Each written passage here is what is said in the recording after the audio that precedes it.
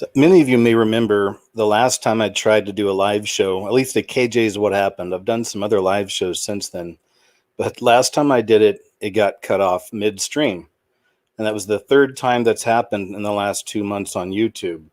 So it sent me scrambling a little bit over the last few weeks. I've been working hard on a new format, and it's really not as easy as you would think. There's a lot of pros and cons to all of these different options, but I've narrowed it down more or less. And, there'll be more on that soon. I actually set up a second computer and I'm watching it in the background right now just to make sure that the show's still going live and everything. And the screen just cut black. So I'm hoping everything's still going okay over there. We shall see. So the reason I came back to this is because I got tired of not doing a show. There's so much going on and I wanted to get back into it. So I figured YouTube might be the best way since it's the one that most of us are still coming to, still the most popular. Unfortunately, it definitely has its issues, but it still seems to be where most people are going. I didn't want to go over 2 weeks without doing a What Happened show. And I came close last week to having this new format, this whole thing set up, but then there's a lot of technical things and a lot of technical issues. So I'm working through all that. So I wanted to come back. We're going to do a show tonight. I want to move it back to Fridays as well. For now, I'm going to do a version of the show, KJ's What Happened, here on YouTube. As I'm collecting news throughout the week, I'm creating a separate folder where I'm putting all of the footage that I'm pretty sure I can't show you on YouTube anymore. And eventually, I'm going to be doing uncensored shows. Either I'll fully move KJ's What Happened to this other place, or I'll still do kind of a version here and then an uncensored version over there. So I'll figure it out. But anyway, how have you been? I hope you guys are well. I've stayed busy the last few weeks, still doing my live shows, other live shows, and making videos. And actually, I've got a show with Casey from Enter the Stars coming up this week, and maybe Jeff C. as well.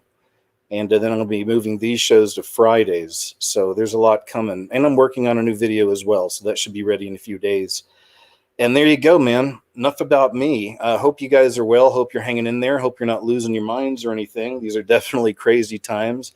And there's a lot going on. But welcome back to the show, man. I missed you guys. And let's get into it. There really is, as always, a lot to get into. And there is still a lot of stuff to show you. I mean, the stuff I'm holding back is anything to do with any kind of violence or bodies or kids, I guess, like in whatever situations. These are news clips I've shown, but still, I guess you got to consider all of this. Anyway, enough of all that. I'm not going to rack my brain on that tonight with you. It's still a little crazy. But let's hope for a solid show and that it doesn't stop at all. And let's just give it a run, man. What do you say? Let's give it a try. All right. First story. It's a really big one. I'm including this in a future video as well, because we're seeing a lot of this now. The apocalypse, the great revealing, the end of the fourth age and moving into the fifth age, the age of Aquarius. We're seeing the breakdown of all these old systems. And this is a part of it as well, is that church type system, the religious church type system we're seeing breaking apart and also being exposed in a lot of ways. And this right here is an example. 2,700 evangelicals warn against politicizing crown virus, urge Christians to take the vaccine. Sorry, Chubbs is at it. Move. I love the little guy, but he's literally over here gnawing on my mic cord as I'm sitting here trying to talk to you. I was like, he's being such a good boy. He just laid down next to me, and he's being so quiet and not moving around. And meanwhile, he's busy trying to chew through my mic cord. Gotta love these pets, don't we? A coalition of more than 2,700 high-profile evangelicals spanning the fields of science and religion have signed on to a statement billed A Christian Statement on Science for Pandemic Times, which warns against the politicization of the new crown virus and urges Christians to take appropriate action against it, including a vaccine when it's ready. We are deeply concerned about the polarization and politicization, am I saying that right, of science in the public square when so many lives are at stake. Last count I saw was 147,000 dead. That's a bad flu season, right? And just again, it doesn't matter. You can't tell most people these facts. It seems these days, without them immediately being triggered against you. Suddenly, you're one of them. You're on the other side. The media and the system has done so well at programming everyone to hate Trump and Orange Man bad. Just 24/7. A lot of it's lies too. Just whatever they can put out there, just everything bad, right? But we see that. But they've done it so well. That's why you see so many maniacs running through the streets and screaming and crying, and Trump's a racist and da da da. That whole system has really worked well in that sense, hasn't it? The word science has become a weapon in the culture wars. Scientists are vilified and their findings ignored, while conspiracy theories go viral. Sadly, Christians seem just as susceptible to these trends.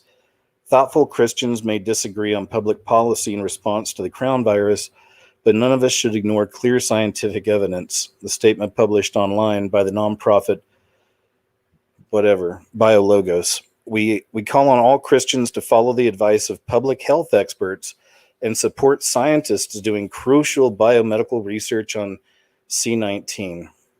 This is from a 2,700 evangelical strong coalition, and this is what they're urging their followers. Do you think it'll end with vax schemes? I don't think so. They'll probably be right there. Jesus would want you to do this. Jesus would be for these vax schemes. And it's the right thing to do, obviously. It's in the Bible. I can't find a scripture, but I know it's in there somewhere. BioLogos was founded by U.S. National Institutes of Health Director Francis Collins, a devout Christian geneticist, and his wife to foster discussions about the harmony between science and biblical faith. Collins was honored earlier this year with the Templeton Prize, a financial award of $1.3 million for his storied career using science to advocate for the integration of faith and reason. Oh boy.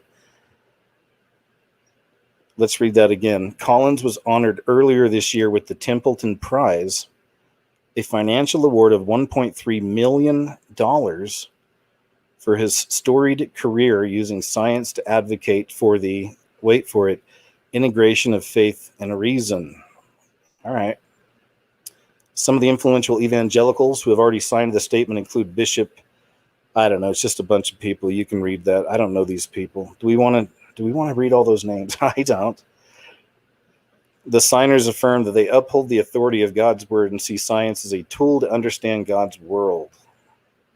All right. Let's see where this leads to. Humanists do not believe in prayer. Humanists do not believe that God intervenes. Humanists do not believe that we need help from the Lord at all. That may be one of the reasons he could easily recommend the churches be closed, but he fumbled and waffled when they suggested perhaps the protests should be curtailed because they spread the virus. He exerted, I jumped ahead here. The vocal minority of churches also spoke out against calls for federal and local government authorities to close their churches amid the new pandemic, risking fines and arrests. As recently as Sunday, North Carolina Bishop Patrick Wooden from Raleigh, a church in Raleigh, slammed Dr. Anthony Fauci, who is director of the National Institute of Allergy and Infectious Diseases and member of the White House Crown Virus Task Force, as a, quote, backslidden Catholic and self-professed humanist who is being used as a political tool by the left. And then that's where this other part came in. Humanists do not believe in prayer and all that. Okay, we got it. Yep. It's a train wreck. Be careful, though, people out there in your churches. Just be careful. The 501c, of course, that's a big issue as well. If you don't know what that is, look into it. But a lot of churches are in chains to the government through the 501c, which allows them to not have to pay taxes. It's part of it. And with that, with them chains comes rules, usually. And there are definitely rules, and they're going to have to follow them. Pittsburgh Mayor Bill Peduto says protest outside his house crosses a line. You got to love it. This is what we're seeing. It's just the amazing hypocrisy we see right before our very eyes. Amazing hypocrisy. You've got these demonic infested governors and mayors in some of these states here in America, and even just smaller than that, counties and towns. Because it doesn't just end at the state. Then there's all the different little towns inside the state, and all those people are making up their own rules. I see it out here where I live. You jump a county and the rules are different. You jump over to a new town, new city, the rules change. It's just, but you're seeing a lot of these mayors and a lot of these governors who are just openly advocating for all the violence and rioting. Otherwise, they'd be doing something about it, right? They're openly maybe not openly advocating it, but they're allowing it all to happen. They're letting their cities burn. And now they're saying, hey, basically you can do your thing out there, destroy anything you want out there, throw things at people, set things on fire. Just, don't bring it to my house, please. Okay. I'm your friend. Let's check this news story out and see what all the let's see what all the hullabaloo's about. He is voicing frustrations, saying that no matter what police officers do, they are being criticized. Andy Sheehan joins us live now with more on why there may be a mass exodus from the police force. Andy? Stacey, Black Lives Matter protesters decry police brutality. Police say that they're the victims of unfair criticism. In the middle is Mayor Peduto, who is under siege from both sides. These days, it seems Mayor Peduto can't please anyone. Certainly not the protesters who made a ruckus outside of his house in Point Breeze all night. Even though he has condemned it, they blame the mayor for the arrest of 25-year-old Michael Cartier, who was taken away in this unmarked van on Saturday. You and your colleagues violated our constitutional rights and left your citizens, mind you, the people that you're supposed to keep safe, traumatized. And not the police themselves, who say they are the constant focus of the mayor's criticism.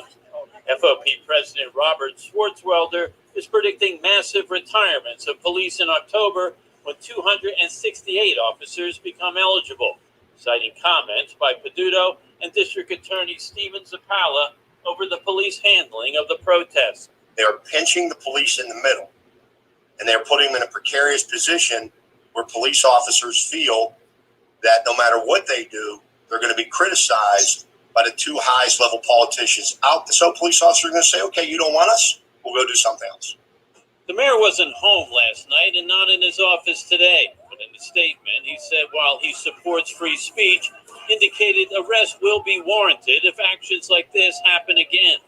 Thus far, police have allowed demonstrators unfettered access to city streets without permits.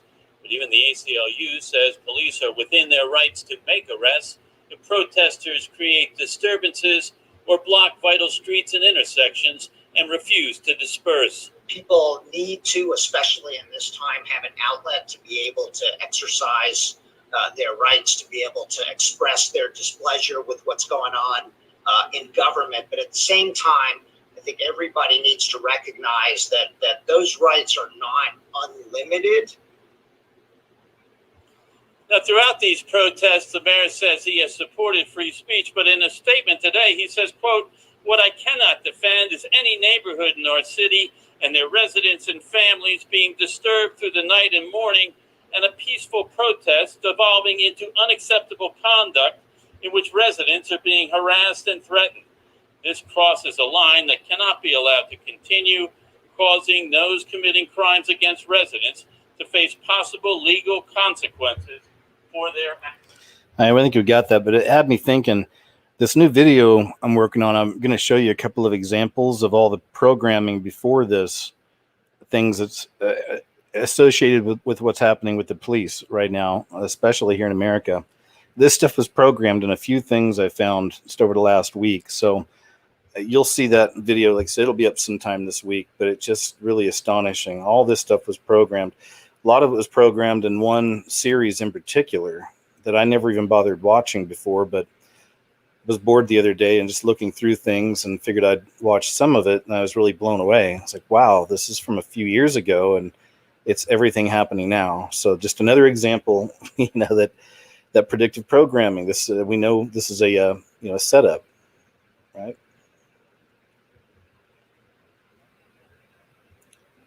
Oh, okay. Oh, that was just a message. I was hoping there was a video.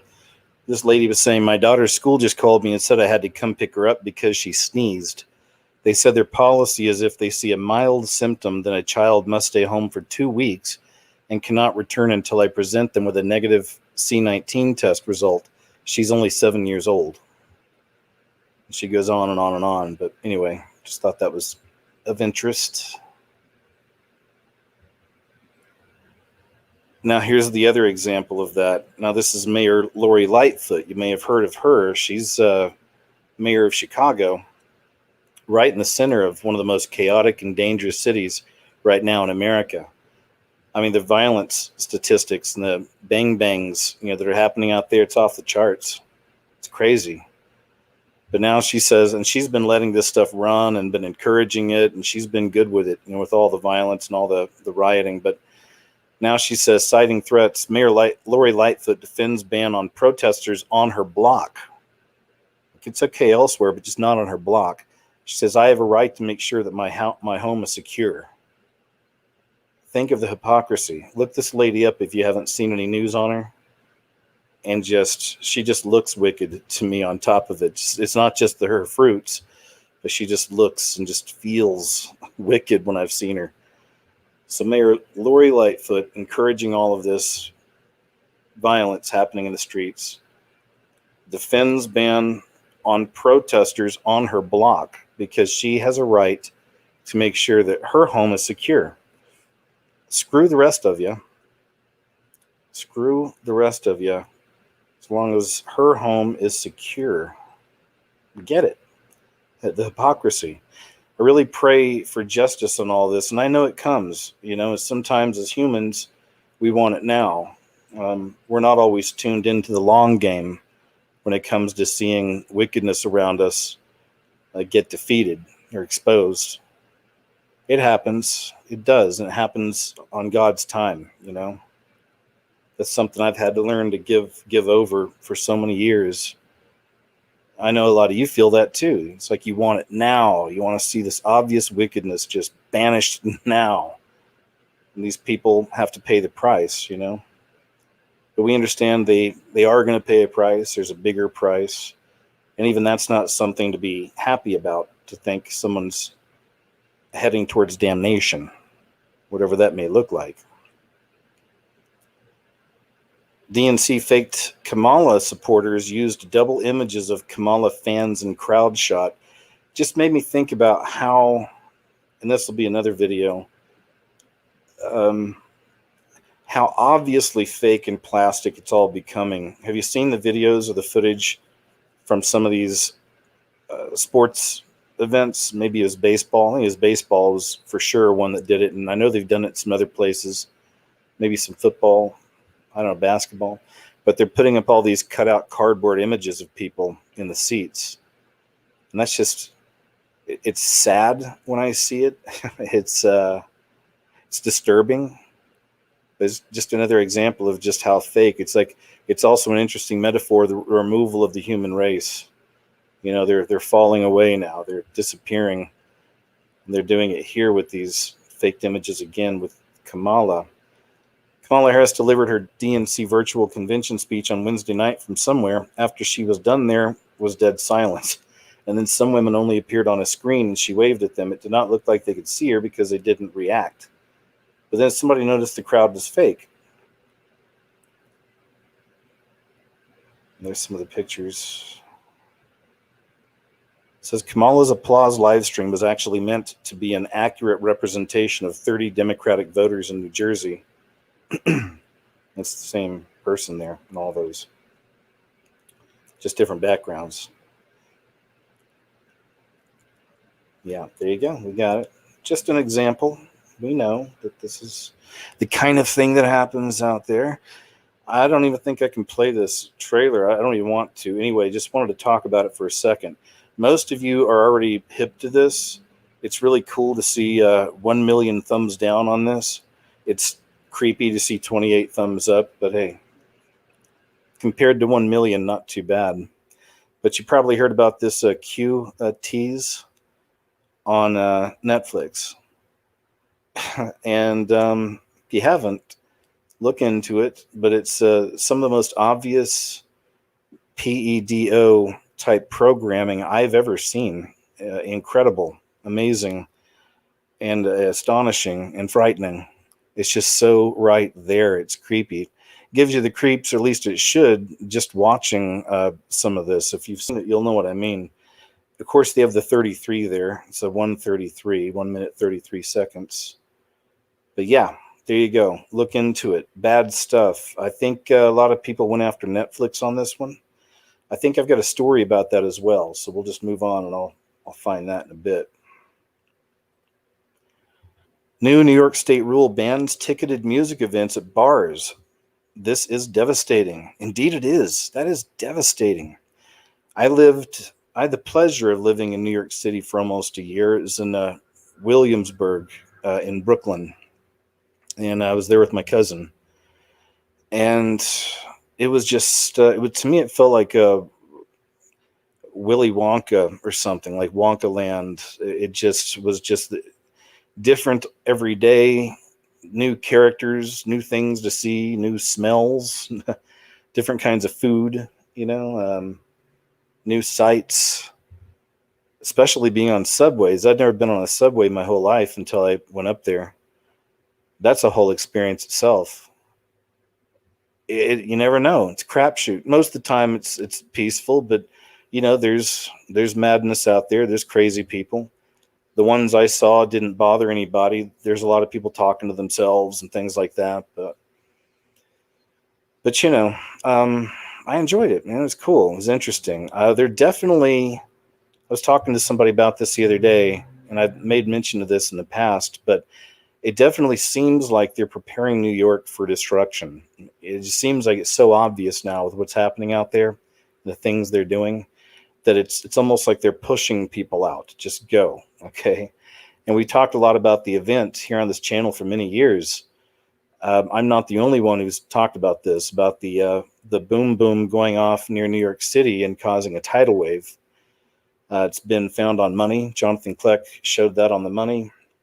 Many people have had dreams and visions about this very same thing. And it's also been programmed in all kinds of our media, movies, television. It's all over the place. So it's something I've been watching for a long time. Well, also there's St. John's Pillars, of course, the prophetic St. John's Pillars in New York City that show this coming.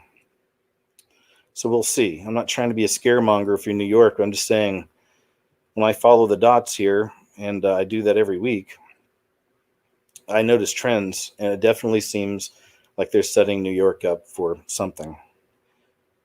So anyway, mainly the headline on that. I think we get it. That's a bummer. I just brought it up because we went to these small bars in Brooklyn, and little live music events. Man, some of the coolest stuff ever. Just saw some of the coolest bands. Even bought their CDs. Just a cool time. I love music, so it was great for that.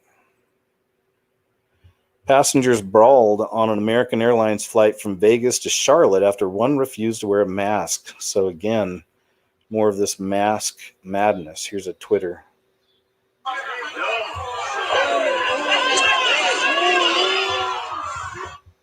right, I think we get it. More of that mask madness. There you go. Flu vax scheme now required for all students in Massachusetts. Let's check this out. Let's see what the newsreaders have to say about this. And this impacts students up to the age of 30. Yes, that means college and grad students too. Boston 25 News reporter Drew Corita standing by live to break down this new guidance by the state. Drew?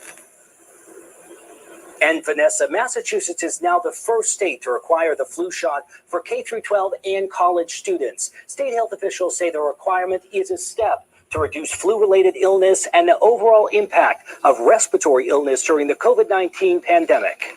I think that it's a no-brainer. It's the news that affects every corner of Massachusetts, and nearly all students in the state under the age of 30 now required to get the flu vaccine by the end of 2020. A flu shot's not going to be a COVID vaccine, so it's not a cure-all. But if there's evidence to say that getting flu shots is going to benefit individuals and society at large, I don't see why we wouldn't take advantage of that. The vaccine will be mandatory for anyone older than 6 months in child care centers, up through college students at the graduate level, with exemptions for medical or religious reasons. I think that being a mandatory requirement is a little bit extreme, considering what we're dealing with right now. Janaea Isaac believes it should be her choice on whether she vaccinates her 4-year-old son, who's enrolled in childcare for the first time this fall. I just got my son into a private setting, for autism, and if that is, we're not going to be able to do that. But experts across the Commonwealth, including Dr. Michael Gibson with Harvard Medical and Beth Israel, are backing the state's requirement and stressing the importance of reducing flu-related illnesses for people of all ages amid the coronavirus pandemic. Well, many of you may not Little have red gotten pyramids the flu with shot sun in the past, symbols. but now it's more important than ever to get the flu shot. The flu and COVID-19 have the same symptoms, and preventing the flu can save lives. If you get both the flu and COVID, that's a very, very bad combination and could be deadly. Homeschooled students and college students who are completely off campus and only learning remotely are exempt from this requirement, but it is important to emphasize that elementary and secondary students whose schools are pursuing remote-only learning models this fall are not exempt. We're live in Boston. How about that, man? Programming the kiddies and the families, getting them ready for this. I don't know for sure, but I feel when they start really pushing vaccines, it'll come in layers.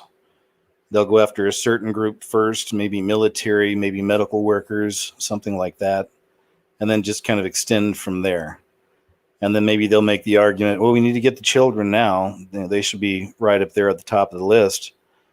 And let's get them taken care of too. I mean, you can see it. You can see it developing. So we'll see how it all plays out. This is a girl lover symbol in Good Humor's logo. So the Good Humor is the ice cream truck.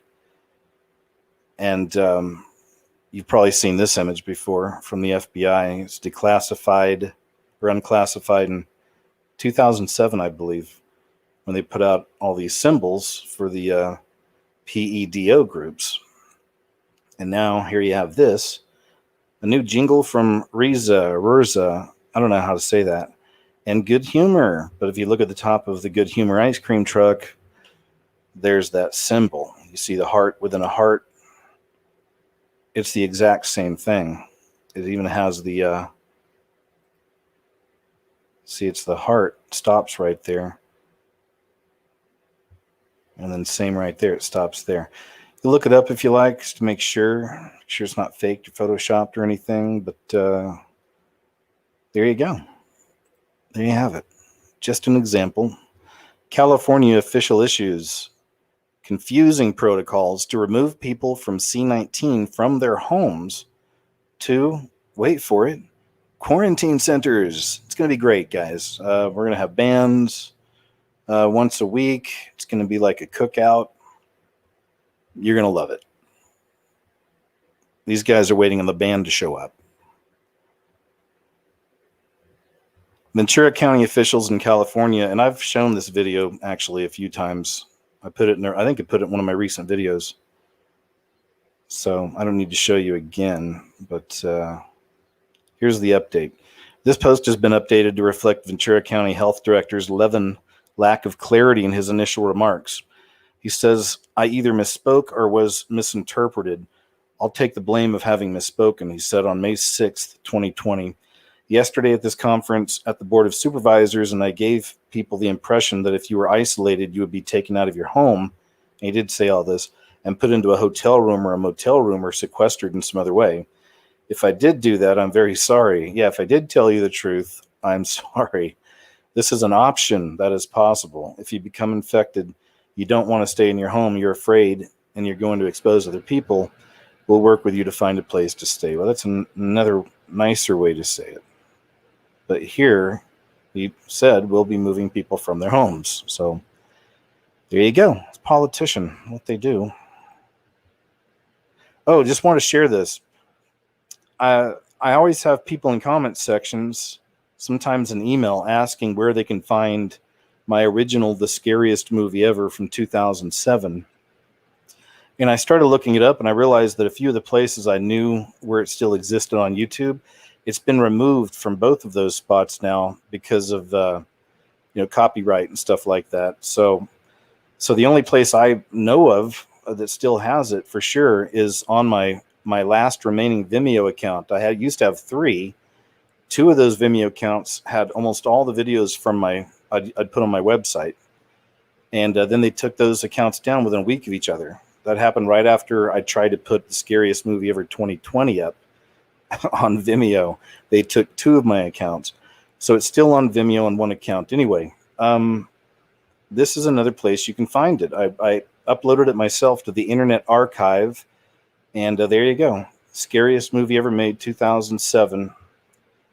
And there it is, man. Go check it out. All right. If you've been curious about it, this is how I got my start. It's the first thing I ever did when I first woke up. I was still waking up. It's a long process because there's different levels of understanding with all this knowledge. But I was fresh into it when I made this and just learning everything and taking it all in and just said, blah, and put it all out in a movie. This is what I found. So I'm real proud of it. And, I'm glad it's still around. So there you go. Moving on. You may have heard about this lady here, Millie Weaver. And anyway, apparently she just got fired from Alex Jones. She was working with Alex Jones on InfoWars, and she got fired right after this. I think the last show I had a video I was going to show you of her getting arrested, but the police actually went to her home, arrested her, said she had stolen something. And this is right around the time she released this documentary, Shadowgate. And there'll be controversy on that. Some people may say, oh my gosh, there's nothing to see here. And, she's no good or whatever. I don't know. I'm sure there'll be some of that. I would still check it out. It's always about information and processing the information and not focusing on the personality or the character so much, but on what's being shown. And then resolve it for yourself. Think about it for yourself, because there is some really good information in this documentary, Shadowgate. So I would say check that out. This is on BitChute.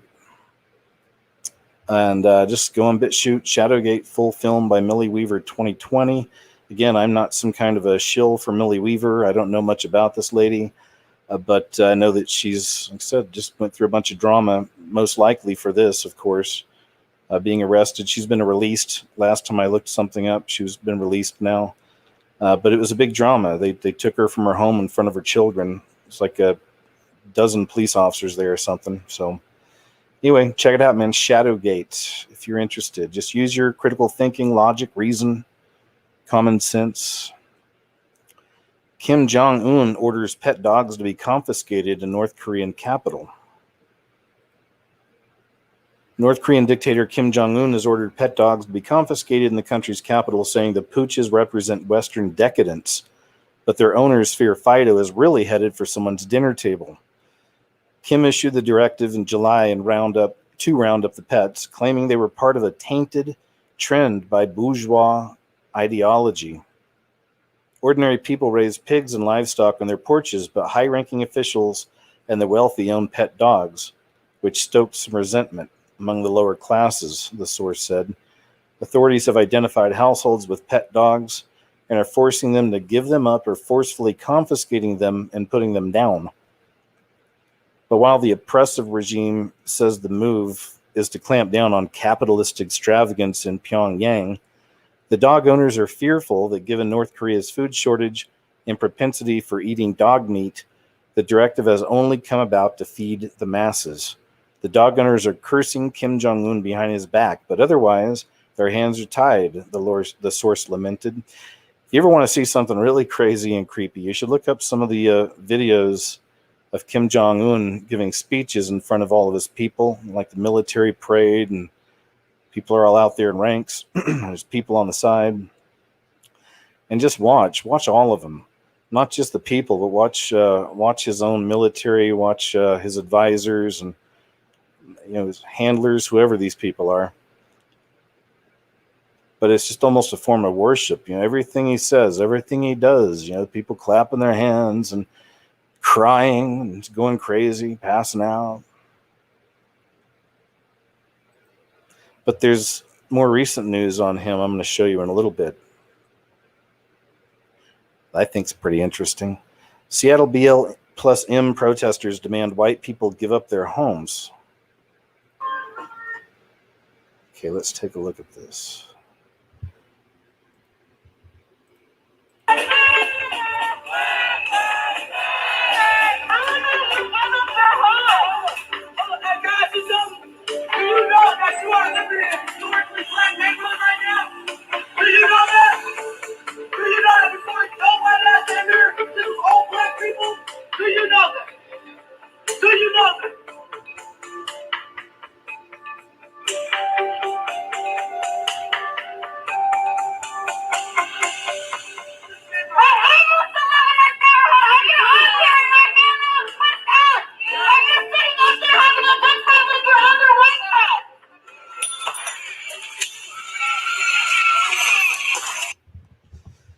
Oof, Seattle, how you've fallen.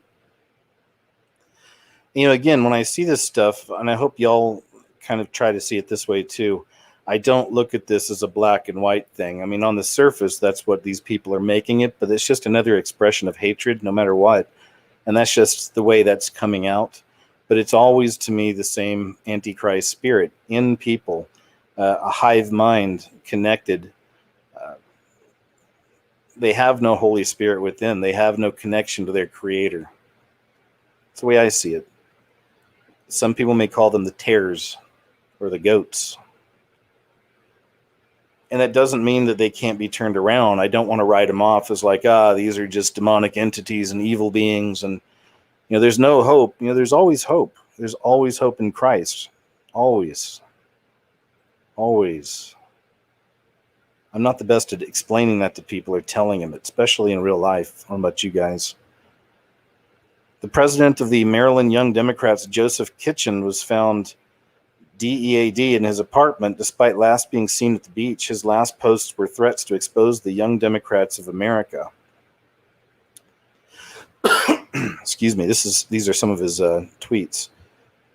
Says, "We tomorrow the way I'm coming for Young Democrats of America. Let's be clear. It is not trauma informed that you silence an entire discussion on sexual trauma because you individually cannot tell with the story. That's ignoring the solutions necessary, and young liberals are doing it and are not the future of our party. They are trash. You got to love when the YDA resolution chair misses her report on the meeting, but comes in the group chat to throw shade at other people." And then he says, "For the record, President Pine's attacks on workers at UMD today before the delegation are disgusting. Respect is earned, and coming into a new job and refusing to address the mistrust in the past is a failure." But anyway, he was found dead in his apartment, despite last being seen at the beach. If there's any other news on that, nope, I guess that's it. Mysterious passing, perhaps. Okay, honk honk. Welcome to the carnival. This is a bit strange and disturbing, almost a David Lynch short film. But this is Katy Perry showing the room she's prepared for her future baby via Zoom. And I was just thinking, first off, too, the clown thing, the whole clown programming. We've seen wickedness manifesting in people wearing clown masks, and that was literally an epidemic. It happened for 2 or 3 years in a row, not just in America, also in England. And I've talked a lot about the clown programming and other things as well, but Katy Perry has a lot of the same symbols and the same even themes in a lot of her videos that go back to MK Ultra, mind control. And many people have exposed this over the years. So this whole thing, I don't know, man. She's just a character. This was weird, a little strange. It's very short, but I figured I'd share it with you. And this is Katy Perry showing off her new baby room. Oh, and also she has a new album coming out called Smile, where she's also portraying a clown character. So I don't know. You know, I mean, it's supposed to be at her home. I don't know if she's trying to be funny or is this promotion for the album or something. You'd think that she would be a little more, you know, chill. A t-shirt, shorts, that's fine. Whatever. Relax. You're at home. But this get up, I don't know. Anyway, you decide for yourself. I'm going to show you my baby room. Ready? Just a little sneak peek. Okay. So I have some little clothes on the wall. The dress with the black and white. And then I have like a little pink room with a little, you can barely see it. This is my little chair. These little lights I love so much.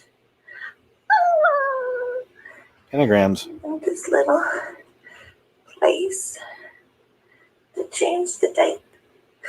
These little lights I love so much. Pentagrams. Pentagon. And then this little place to change the diapers.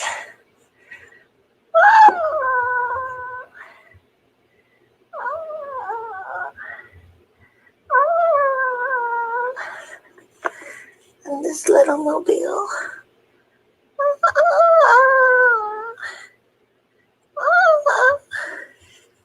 What if those were pyramids with big eyeballs hanging next to them? These little lights. Do you want? Anyway, that's it. There you go. Just thought I'd share. You know, sometimes we watch the random stuff around here. This one's pretty wild. Woman pronounced dead, found later to be breathing at Detroit funeral home. Check this out. I think this just happened today.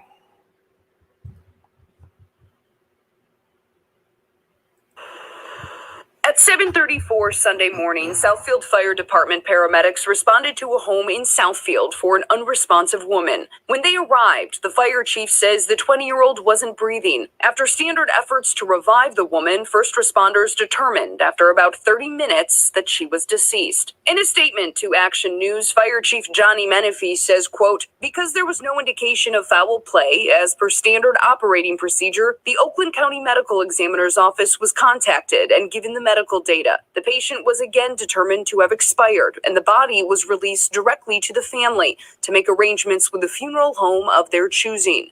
Hours later, staff at the James H. Cole Funeral Home in Detroit discovered the woman to be somehow still breathing. It's still unclear what led up to the call for the unresponsive woman. Per Chief Menifee, quote, in an effort to respect the privacy of her family, the Southfield Fire Department is not currently releasing personal information on the patient. Whoa. Still so many unanswered questions about this very shocking discovery yesterday morning. We are expecting to hear more from first responders today, including officials of the Oakland County Medical Examiner's Office.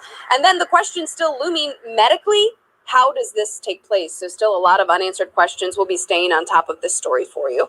Reporting live this morning in Detroit, Jen Shantz, 7 Action News. What I'm kind of waiting for now, if there's even a follow-up on this story, you never know with media, but would be if that lady had a near-death experience. That's my first thought. You know, I wonder if she saw something and what did she see? That'd be really interesting to ask her and find out. All right, moving on. This is pretty wild too. Humans could soon be able to grow new livers inside their own bodies by injecting healthy cells into their lymph nodes, scientists claim after a successful trial on pigs. So what could go wrong? Scientists have grown a liver in the lymph nodes of a pig and hope it could allow humans to grow their own replacement organs in the future. Livers have the ability to naturally regenerate, and a silver of the filtration organ in a sliver, of the filtration organ, if transplanted, can grow to full size and become fully functioning. It's believed that lymph nodes provide a sanctuary for healthy liver. Man, do you think these people like ads? Look at this. It's like their whole website is ads. And really, what is it? It's like, what am I reading here? This is 20th or something of the screen? I don't know. Look at this. This is crazy. Come on, guys. Relax. There we go. Okay. It's believed the lymph nodes provide a sanctuary for healthy liver cells, allowing them to slowly multiply and blossom in an auxiliary organ. Trials in pigs shows that when the main organ was beleaguered with disease and began failing, the animal remained healthy because the auxiliary organ took over. Researchers from the University of Pittsburgh gave 6 pigs liver failure by diverting blood supply and removing a chunk of tissue. They also took hepatocytes, the chief functional cells of the liver, from the animals and implanted them in their lymph nodes. All right, starting to get scientific. That's fine. We get it. I don't know about all that. Full stop is intimidating to young people because they interpret it. Come on, Daily Mail. Here we go again. Full stop is in. I usually have the ad block on, but it won't let you show the article. So there's that. Full stop is intimidating to young people because they interpret it as a sign of anger, linguists say. Here, let's shut some of these down. There we go. And you got to click the close on that. Like, see what they do to you?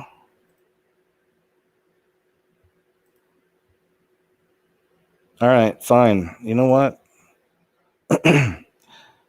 I'm just going to go ahead and shut that one down, Daily Mail. Kim Jong-un, here's the new news. This is from yesterday.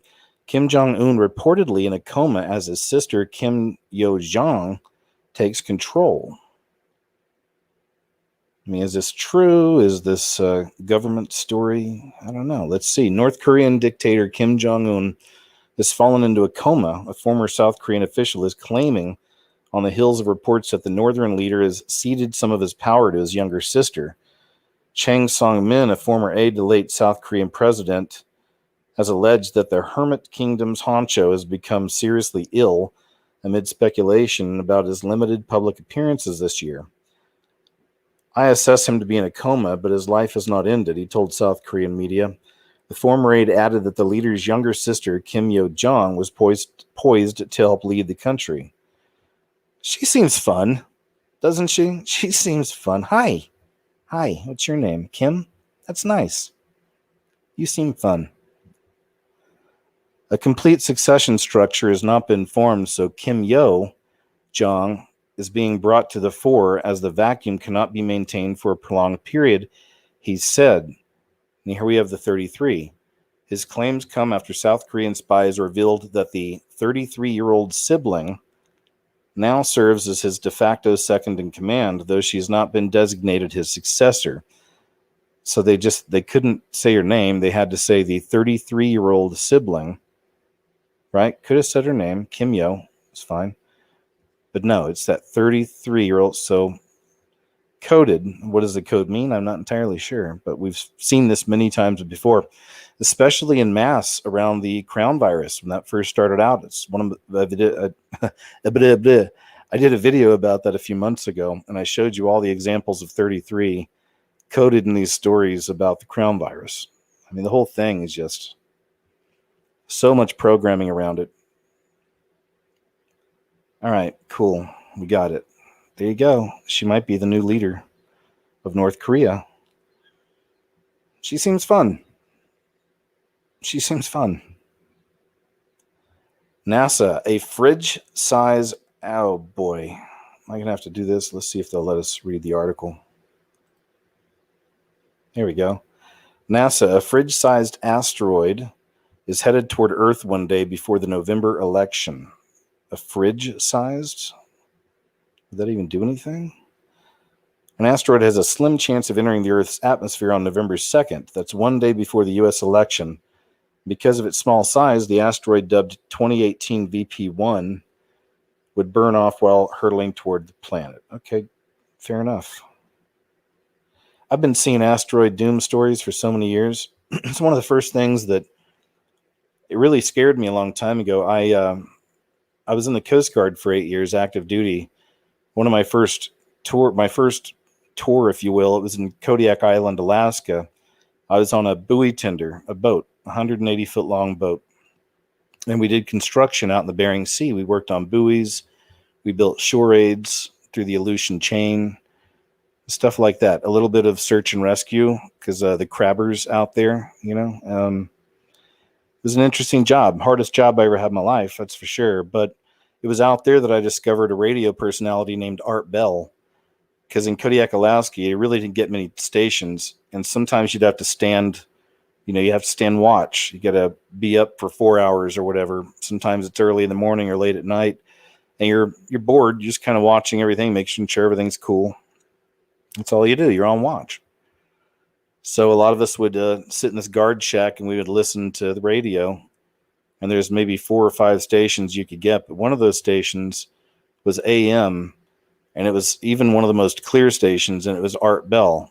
And it really made me fall in love with the show because I go back to, I love old stuff like Kolchak, Night Stalker, of course, the X-Files, Lost, stuff like that. But I like mystery, intrigue. But his show was perfect for me in that respect. First show I heard of him was a Bigfoot story. It was a Bigfoot show. And it just got better and more interesting over the years. And I kept listening all the way through being a security manager when I was driving a car for a security company in Los Angeles, graveyard shift. I did that. That was my last job in Los Angeles, was that before I finally left. And I used to listen to Coast with George Norrie there. Tried to continue through the years, but it's just gotten worse. It's gotten really new agey. There's a lot of new age type stuff on there and a lot of witches, that come on there. And I don't know. It's changed. It's always been a secret dream as if I could someday take over Art Bell's old show. I would love that. That'd be amazing. It's a dream. You got to have dreams, This is a guy on CNN says the crown virus is a social experiment. Indeed. Yep. Me and Jeff C. did a show a while back. I think it was one of our shows where it was titled, "This is the greatest social experiment in human history," or something to that effect, in world history. Because it is. Let's check this out. Vision programming to tell you that it's an exercise in order for you to finally believe it. We don't have the funds. We need money to do this testing. We need money to hire people for contact tracing. How important to you from a medical standpoint, doctor, is testing? Well, it is the most important thing. And, I love to hear what was just spoken about, the collection of data, bringing people back into the workforce, opening up small businesses. Those are critical. We're embarking on a huge social and medical experiment, and that's basically what this is. And from what I read from the guidelines, let me repeat that again. And that's basically critical. We're embarking on a huge social and medical experiment, and that's basically what this is. And from what I read from the guidelines, and let's just start off by saying that they are guidelines, there's a lot of ambiguity. So there's a lot of room for interpretation. And one of the reasons that we need testing is because that is the most important criteria in going from phase to phase. Right, the levels, right? It makes sense. This is why I'm even seeing commercials pushing going out and getting tested. Everyone needs to get tested. And there's so many false positives. You know that. That's been a big issue. I've got some stories on that tonight as well. But go get tested, but that gets you locked into the system, and then it allows the contact tracers to start following you around, talking to people that know you, people in your household. Hey, let's get them tested. They got to get tested now too. It's a part of it. I ain't going to get tested. I'll tell you that right now. Sharon Stone asks for prayers for sister who has the C19. She says, one of you non-mask wearers did this. Just the headline, and that's what these goofy celebrities do. They fall in line. They're part of the agenda, pushing the narrative. You dirty non-mask wearers. Oh boy, let's see what happens to the Daily Mail this time. Hollywood's apocalypse now. Rich and famous are fleeing in droves as liberal policies and crown virus turn city of dreams into cesspit plagued by junkies and violent criminals. Gold's Gym has become synonymous with the Hollywood dream. Set just a few hundred yards from the ocean in sun-kissed Venice Beach, Los Angeles, Gold's was the backdrop for Pumping Iron, the 1977 documentary which followed a young, unknown Austrian bodybuilder called Arnold Schwarzenegger as he prepared for the Mr. Universe contest. The film turned him into an overnight sensation. He would go on to become a global superstar, marry a member of the Kennedy clan, and become governor of California.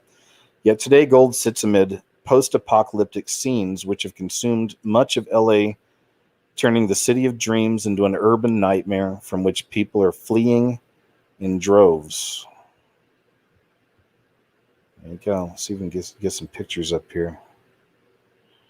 What the crap? Oh, okay. Let's try to remove that. There we go. I got some pictures. I've been to Venice Beach. I lived out in Los Angeles for several years. Venice Beach was a treat. It's always interesting, kind of like New York City was for me. There's a whole new cast of characters every day. There's a bit of art I bought way back then, and of course, over the years, I just leave stuff, give stuff away, and whatever, just drop stuff off. I travel light. I still do.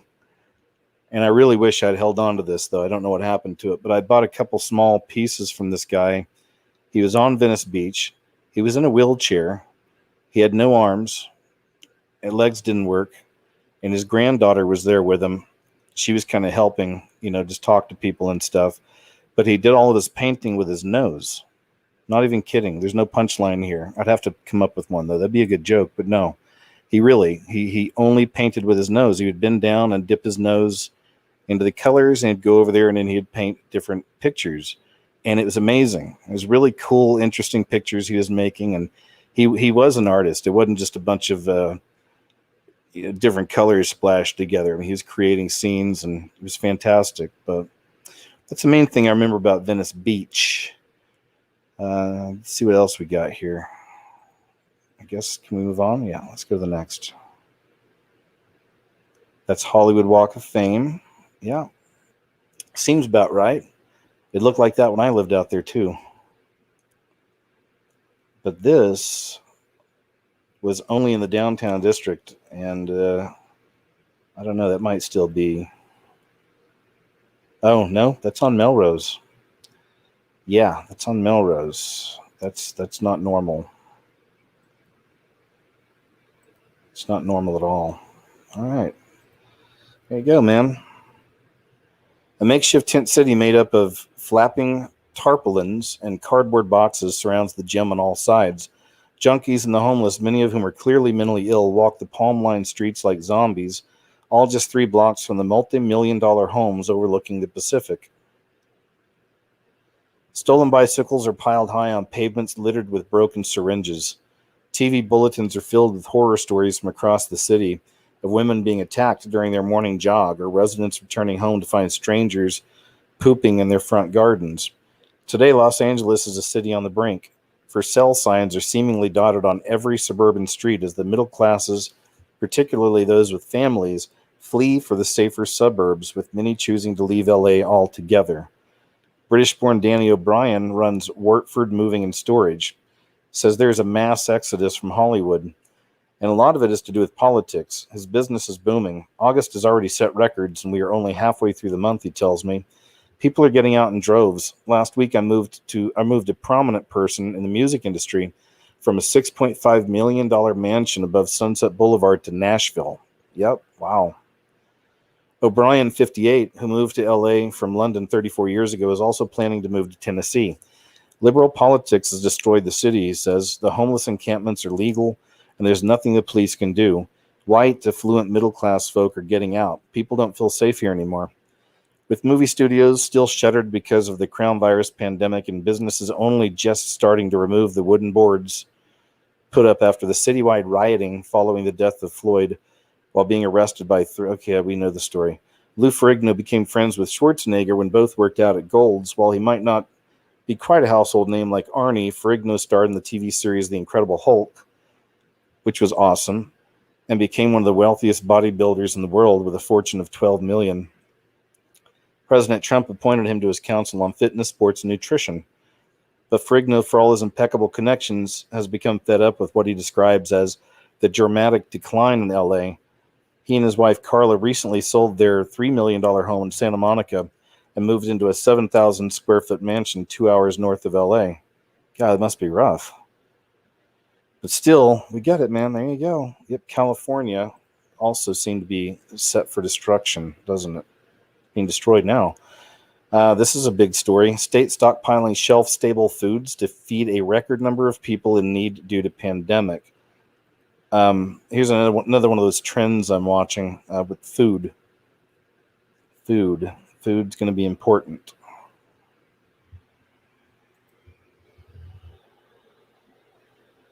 State is still expecting things to get worse. We are months into the pandemic, and it is hitting families hard. Some don't have food to put on the table. And with a rare level of need already higher than usual, the state is still expecting things to get worse. As Cairo 7's Simone Kim shows us, the state is planning it out by stockpiling for difficult days ahead. What you're looking at here in this Fife warehouse is about 1,200 pallets of food. The purpose of this is to provide sort of a reservoir for shelf-stable food that is entering the system to support our hunger prevention efforts around the state. Derek Sanderson, director of the Washington State Department of Agriculture, toured the state's new COVID Strategic Reserve on Friday. He was joined by a handful of other folks, including Thomas Reynolds, CEO of Northwest Harvest, which has seen an exponential spike in food insecurity since the pandemic began in March. And now here in August, we're experiencing a new peak due to the cessation of the enhanced unemployment benefits. We don't know how long that will last. But the number of people who need help are staggering. We've shown you previous food distributions where folks have lined up and the food was gone in minutes. The WSDA says in November of 2019, 860,000 people a month visited food banks. Today, that number is expected to soar to 2.2 million. To put that in perspective, according to the census, there are 7.6 million people in Washington. So that would mean more than a quarter of the state's population would need food. This crisis surprised and deeply affected the United States. What I've been so impressed with is the state of Washington thinking about smart, executable solutions like this strategic reserve. Northwest Harvest is one of 3 nonprofits the WSDA is partnering with to address hunger. Within 48 hours of communities asking for help, these pallets can be placed on trucks and distributed to food pantries across the state. The focus is on stockpiling foods like canned vegetables, peanut butter, items that don't spoil easily. During the early days of the pandemic, they were also hard to come by at times as folks hoarded items, left store shelves bare, and disrupted the supply chain. Extremely high demand. We're competing with every other state. We're competing in some cases with national organizations that are trying to, feed America. It's very important that we have a good handle on availability and demand for the shelf-stable product. This warehouse has the capacity to hold 2,000 pallets, and though what you see here now are pallets packed to the ceiling, officials know this won't go very far, especially since we're entering the fall and winter, where the need in the state typically goes up. So really, man, this isn't just trying to be a salesman or something, but if you don't have any preps, any kind of food preps, I highly recommend it. I have some for myself. I got my family to get some for them, and it's worth it. I've got a link below. If you haven't even looked into it, check it out for emergency food supplies. Get some kind of small preps for you and your family. You can get 2 weeks worth for under $100 and a month for under $200. It's a good deal. And even from there, there's a lot of choices. Just saying, okay, if you don't have any, and I wouldn't tell you to do something or ask you to do something if I hadn't done it myself, and I have. I think I'm pretty good. I've got a nice little setup that could last about 6 months, everything I've got. And then I've got family, they have things, and you just start thinking about that because you just don't know. We don't know what's going to happen. You don't know. We're living in crazy. The 2020 is just, you already know, it's off the charts. This is one of the craziest years ever. So we don't know what's coming, and it's just good to be prepared and have a plan with people you love. And there you go. Not live in fear. All right. There's a difference. It's not being in fear. It's being prepared, being ready, just in case. More of these stories, of course. Intelligent aliens will be found within our lifetimes, scientist claims. Yep, sure. Panspermia is the term that aliens planted us here. And I've seen a lot of those stories. I've done videos on those throughout the years, too. This idea of panspermia. Scientists will find intelligent aliens within our lifetimes, a renowned scientist claimed. Dr. Garrick Israelian, that's his last name, Israelian. Okay, founder of Starmus Festival. I'll have to look the Starmus Festival up. Believes that aliens could be found in the next few decades, adding that the discovery will shake humanity. Same old story, we know. It's going to shake everyone's faith. It's going to change religion, da-da-da. Speaking to The Sun, he said, I think we'll discover intelligent life in our lifetime. At least we'll find clear signatures, evidence of life that have come from intelligent life. It's the kind of discovery that will shake humanity. It would be quite interesting for science, but I think it would make us realize life is such an incredible thing. We'd better take care of what we're doing on our planet. Right, of course. Back to Gaia. Got it. You know what this reminds me of is I actually just this weekend, I wound up checking out this movie. I knew nothing about it. It came out, I think, in 2017. It came out a few years ago. I don't remember them advertising it. I never saw anything about this. I just don't remember much. If anything. Maybe there was advertisements, I'm not sure. But it wasn't on my radar. But the movie's called Life, and it has Jake Gyllenhaal and Ryan, whatever his name is, the guy that plays Deadpool, Ryan Reynolds. Wow. I'm a film student, and of course I look into movies in kind of different ways and stuff now, but I started off as a writer many years ago, so I still write stuff to this day, just on my own, just for myself, but little stories and stuff. And I still like kind of the horror sci-fi type genre. But this movie Life is the best horror science fiction movie I have seen in a very long time. Well, not super long, but the last one that was really good, I remember, was called Freaks. That just came out recently, too. It has an actor named Emil Hirsch, who was also in the Speed Racer movie. And, of course, the creators of Speed Racer, they're pretty out there. We know this. But beyond all that, just as a fun movie, Speed Racer to me is just one of those fun kind of movies to watch. It's actually a fun... It's just so crazy, man. The visuals are nuts, and it really is the cartoon come to life. And when I was a kid, there was a random local channel that played Speed Racer all the time, that cartoon. So when I was younger, I was watching Speed Racer, and I was actually kind of excited when they were going to make a movie about it. But yeah, to this day, I still like Speed Racer, the movie, man. Anyway, Emil Hirsch, I'm rambling. This is what I do. Check out Freaks, really cool sci-fi movie. And then Life. Wow, it really blew me away. That is seriously one of the scariest monsters I've seen. Excuse me. That's one of the scariest monsters I've seen in a movie in a really long time. Okay, it was crazy. So if you guys have seen it, let me know. Or if you see it later and want to throw something out, let me know. But that's one of those movies, man. Sticks with you. Sticks with you for a few days. At least it did with me. School district mandates white supremacy lessons for kindergartners. Yes, good times. This is going to be great. I've got a really wild video to show you here in just a little while that has to do with stuff like this. Wait till you see that. Elementary school children returning to a Pennsylvania classroom in the fall will learn that sympathizing with police officers is racist.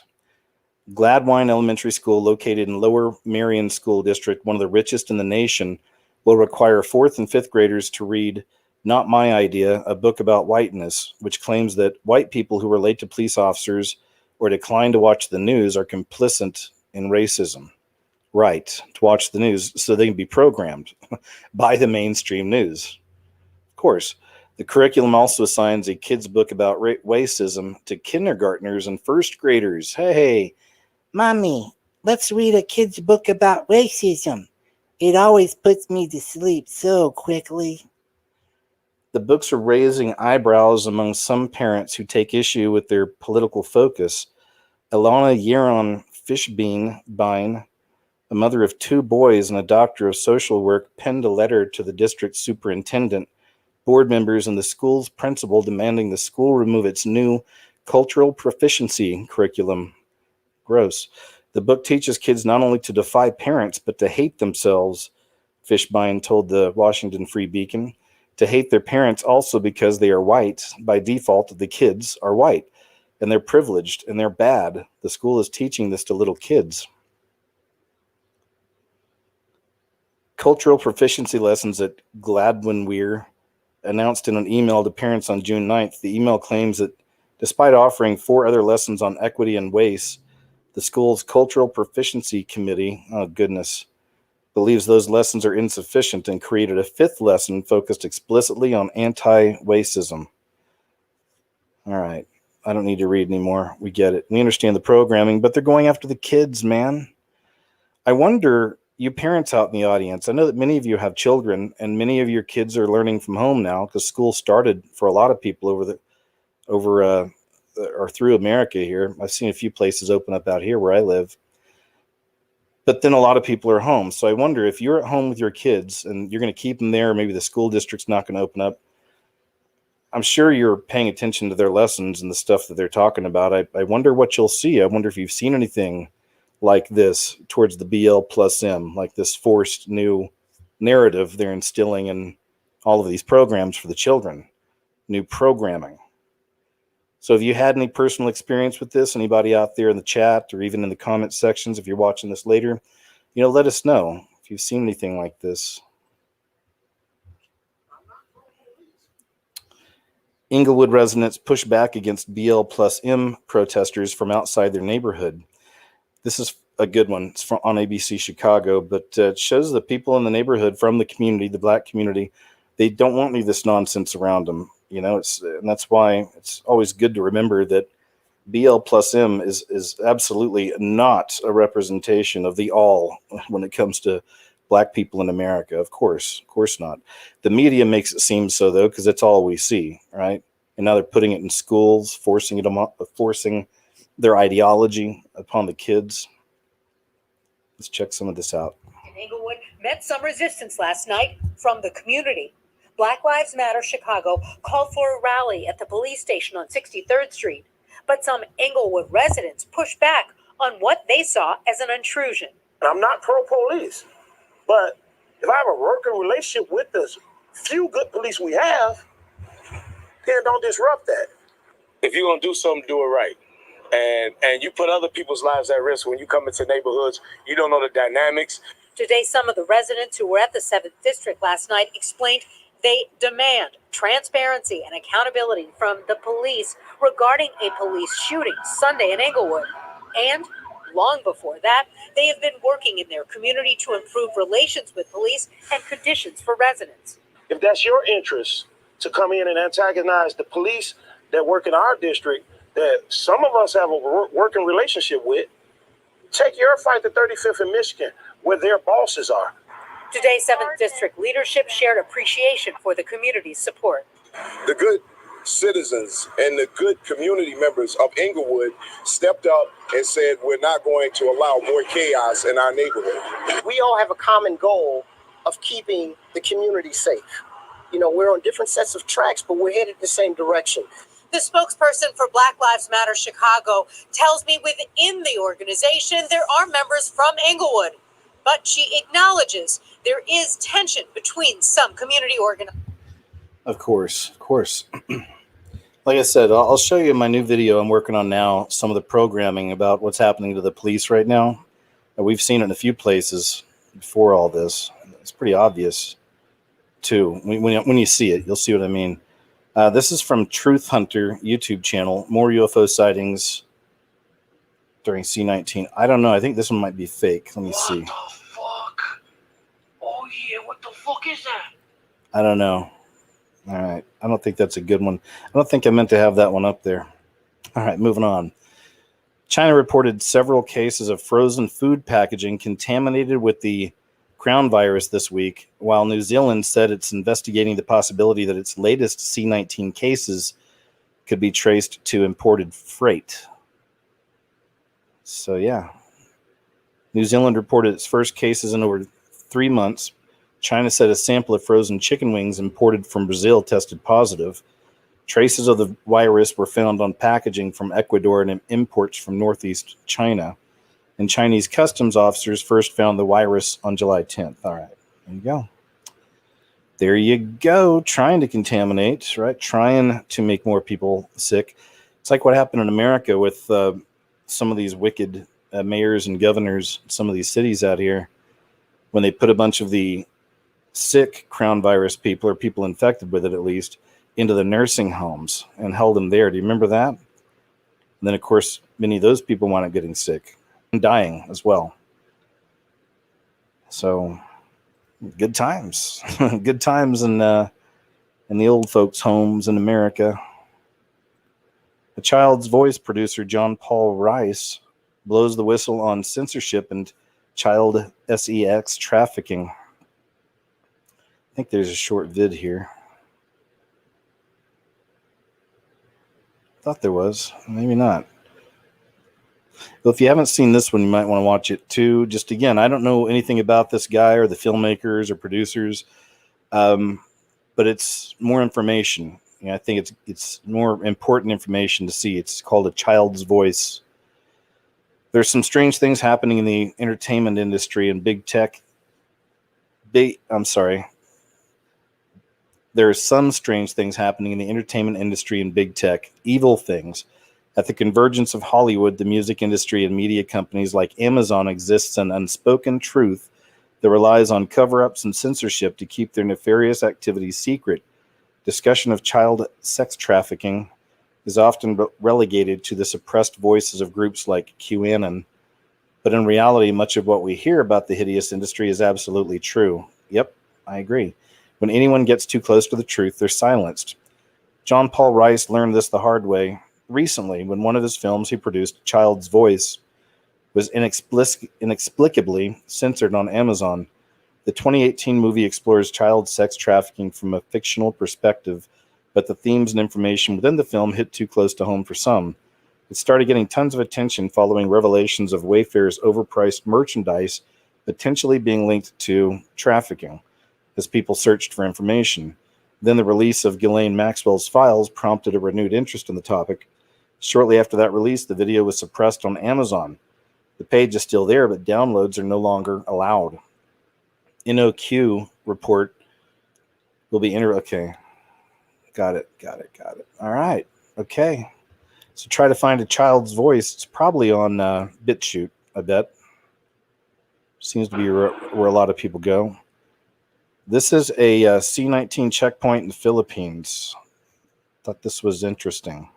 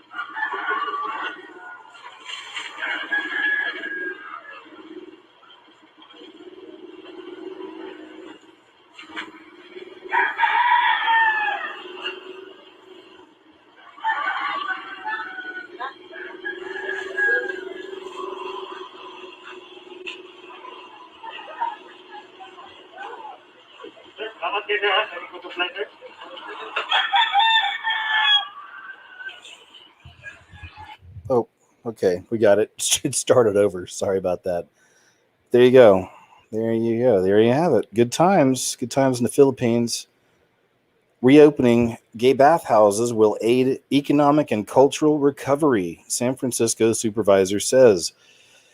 Once again, man, we're just seeing wickedness run rampant in a lot of ways, and this is just one of those many ways through these politicians, these people in different government positions in charge, these different cities, states. It's all over the place. And you see it's just running rampant. It's like, yeah, let's push it all. Yeah, let's do this. Why not? Let's go. And this is just one example of that. San Francisco District 8 Supervisor Raphael Mandelman says, Mandelman says gay bathhouses need to be reopened ASAP so they can aid the city's economic and cultural recovery, and his fellow Board of Supervisors have already unanimously approved an ordinance to help make it happen. This is from San Francisco Weekly. It says gay bathhouses could have an easier time returning to San Francisco after the Board of Supervisors approved an ordinance that would ease restrictions for adult sex venues on July 21st with a unanimous vote. I guess this is an older story. No, this is from August 6th. This will amend the Heath Code requiring the Director of Health to adopt minimum health and safety standards for commercial adult sex venues. It will also remove decades-old policies that require these businesses to monitor sexual activities and prohibited private rooms and locked doors. These regulations were put in place in 1984 when the AIDS crisis was devastating gay communities in San Francisco. They specifically targeted sex clubs and gay bathhouses, and while those clubs eventually reopened in the city after shutting the doors, the bathhouses never did. Okay, there you go.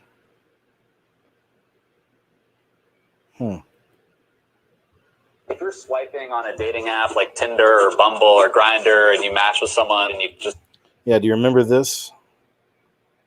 Check this out. It says, while Americans aren't allowed to attend to Easter services in their cars, Dr. Fartsy says of using Tinder and Grindr, which are hookup apps. Check this out. If you're swiping on a dating app like Tinder or Bumble or Grindr and you match with someone and you just kind of like, maybe it's fine if this one stranger comes over. What do you say to that person? You know, everybody has their own tolerance for risks, and it depends on the level of the interaction that you want to have. You're looking for a friend, sit in a room, put a mask on, and, you know, chat a bit. If you want to go a little bit more intimate, well, then that's your choice regarding a risk. Okay. America's doctor, right there. There you have it. Alert. Marxist group planning a political coup in November in preparation to forcibly remove a victorious President Trump from office. It says the Russian collusion hoax was the most blatant, and this is from naturalnews.com, Mike Adams' website. The Russian collusion hoax was the most blatant attempt to remove a duly elected president from office in the history of our country. Let's move on down here. Now, a new effort is underfoot to launch a second coup attempt against Trump, because why not? Since no one was prosecuted for the first one, a supposed bipartisan group called the Transition Integrity Project, which claims to be interested in ensuring that the 2020 election is fair and accurate, is really just a front for deep state operatives who plan on the opposite. The National Pulse laid out the details in an extensive report published earlier this month. The Transition Integrity Project appears to be another establishment-sanctioned offensive to nullify the Trump presidency, akin to impeachment in the Russian collusion hoax. Now, however, TIP's paramount concern is President Trump's refusal to relinquish the presidency should Democrat candidate Joe Biden win, given the potential for a botched election resulting from mail-in ballots and crown virus. We saw the trend of this months ago, didn't we? We saw the setup for this. Now they're straight up doing it, trying it. The breathless media coverage of TIP in the last few days has hailed the group's bipartisanship, but a National Pulse investigation has found that the group is anything but. In reality, it's another globalist front comprised of Soros staffers linked to the Bill and Melinda Gates Foundation, and appears to exist to the express purpose of backing Biden's claims to the White House in an event of a disputed election in November. Okay, there you go. Good times, guys. It's going to be really crazy, man. And it already is the closer we get to November. It's going to be interesting, you know. Pray for peace. Pray for peace. California will soon be paying $1,250 to people who test positive for the crown virus. It's from Zero Hedge. Always looking for ways to one-up its own failed welfare state and run the COVID score up on President Trump. California has now approved a pilot plan to pay $1,250 to anyone who tests positive for crown virus to encourage them to, quote, stay at home and self-isolate. Alameda County's Board of Supervisors has set aside $10 million for the program. Couldn't that be used in other ways, better ways, which will allow payments to 7,500 people, according to the Daily Mail? The program was approved as the country hit a new high in daily crown virus cases and as California continues to, quote, struggle to contain the outbreak in its state. The program is being welcomed by local health providers who say it'll help those in working class areas stay at home and not spread the virus by leaving the house. All right, we get it. Got it. Thanks, Zero Hedge. Oh, this is really crazy. Have you seen this? Somebody, I don't know who made these, but this is a real thing, and they're driving around in them.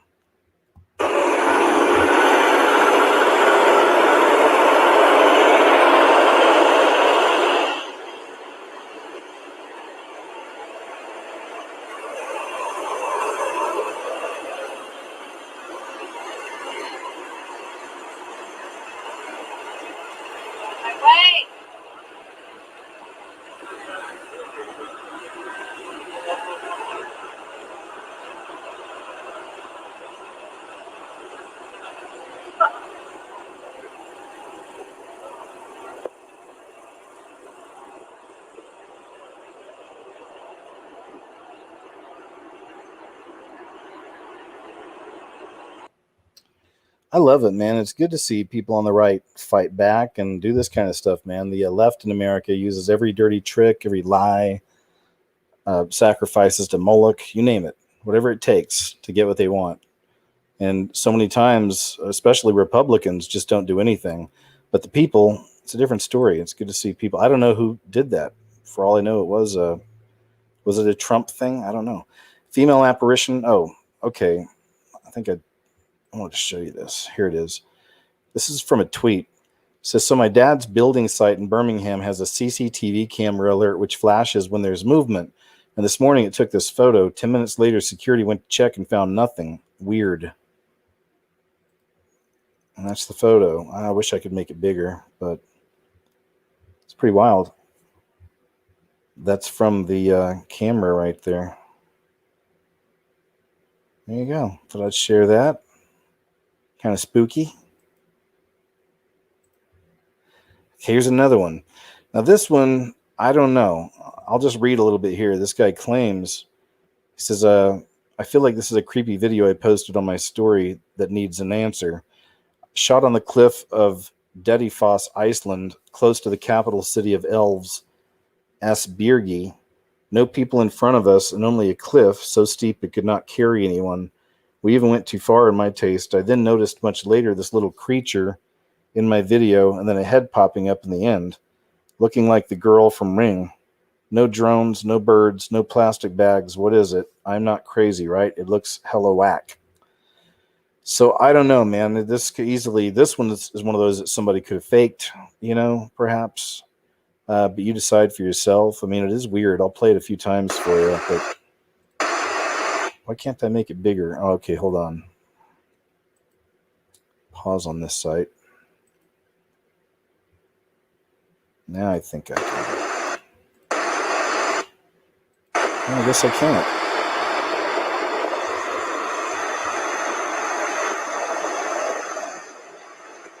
Did you see that?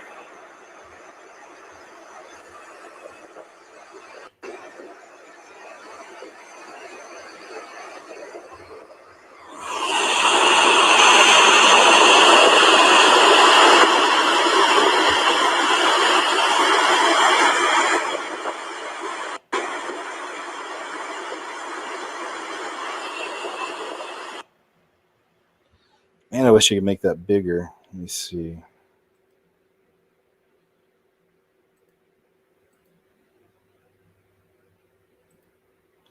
That's how you do it.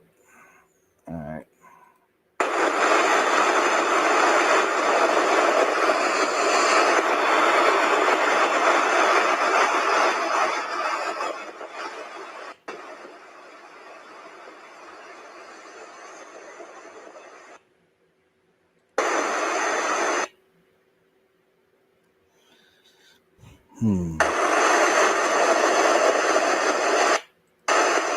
I'll keep it right here.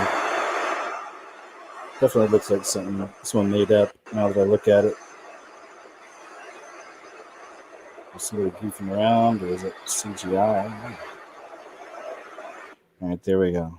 Most likely a goof. Okay, let's see here. See if I can get past this.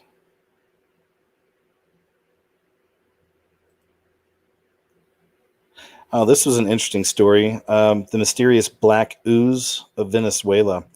This is from August 17th. So it's been about a week. But I'm not going to read the whole thing, but I did want to share it with you. And if you guys want to look this up, it's on mysteriousuniverse.org.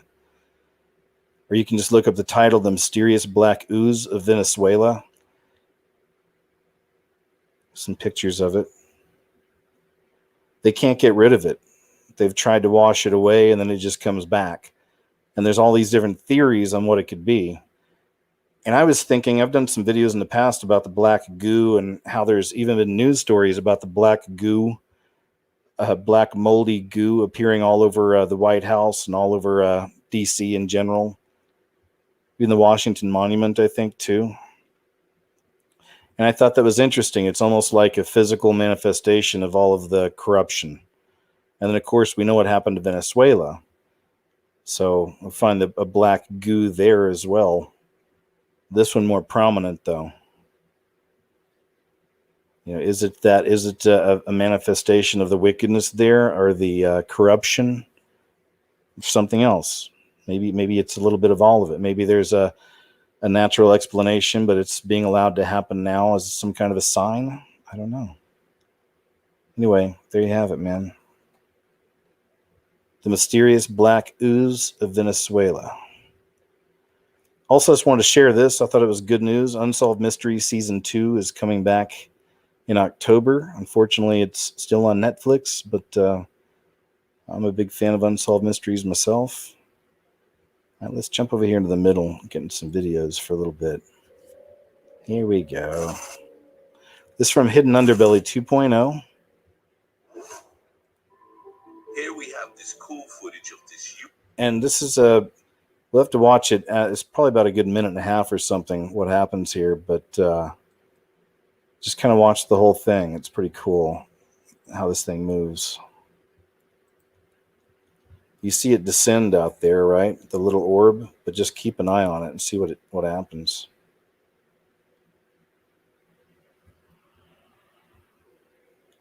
Keep watching. You saw it move, right? Now it's kind of hovering there.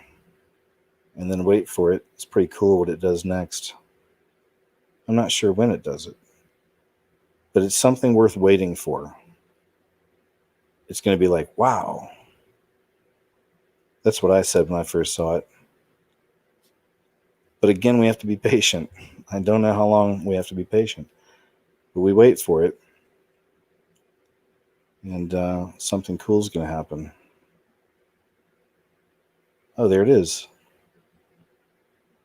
Okay, cool. I was distracting you probably. Let's watch it one more time.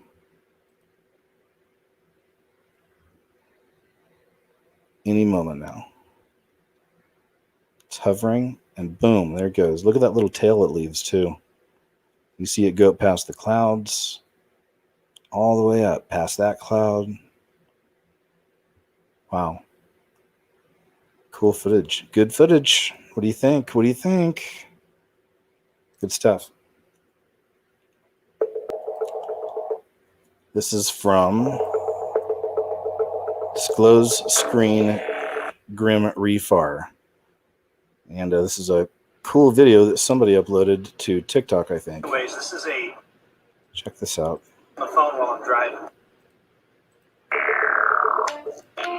Holding the phone. Okay, watch. While I'm driving, so I mean, I'm not really, but you know. Anyways, this is a Marine entrance to the base, and look at this. What do you think that is, huh? UFO right there. Look at. There you go. Pretty cool looking. Interesting. It's at a Marine base, right? It's really not that big. But there have been a lot of stories about these, about the little grays flying around on these smaller craft. And I can't remember there's a famous one. There's some footage you can find of a man that claimed to had run into is a silver ship out in the woods near his home. This seems to be under some kind of a tarp, so we can't see what it looks like, but maybe it's a silver one too. But it was a silver ship, and there's a gray alien he had an encounter with. He wound up killing it somehow, or believing that he did. He took it back to his house, had it in his garage, and there's footage. He actually allegedly filmed footage of this dead gray alien in his garage.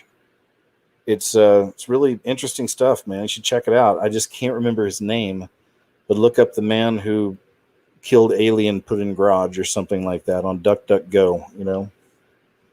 You'll find it, but yeah, makes me think about that.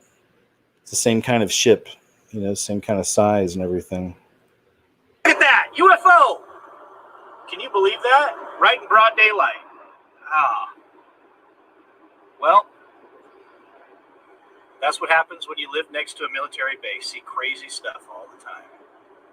Holding the phone while I'm driving, so I mean, I'm not really, but you know. Anyways, this is a Marine entrance to the base, and look at this. What do you think that is, huh? UFO right there. Look at that UFO. Cool, huh?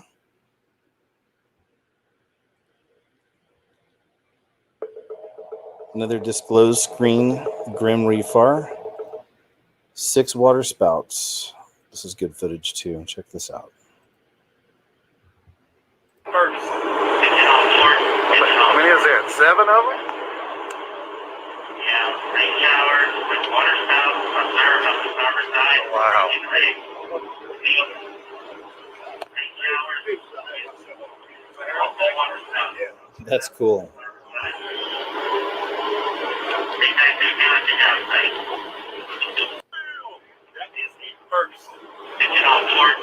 How many is that? 7 of them? Yeah, rain showers with water spouts observed on the starboard side. Wow. Rain showers. Multiple water spouts on the starboard side. Isn't that wild? Can you imagine being out in a boat, seeing that floating around out there? Pretty close to you. Many of you have been on boats, you know what I mean. Especially when you're far out, you know, far away from land. Just imagine seeing some of these things tunneling down over you. It's a good capture, though. As far as I know, no one got hurt. Where is that? There it is. This is from Mavi 777. And there's a specific one I wanted to show you here. Yeah, this is it. Check this one out. This is one of the weirdest UFOs I've seen in a long time, and I've seen my share of footage. This is crazy, though. Look at this. The way I think, of course, I mean, one thing that popped in my mind is it almost looks like one of these demons just spinning around in circles or something. Like can't break a loop. I don't know, but make up your own mind. Here it comes.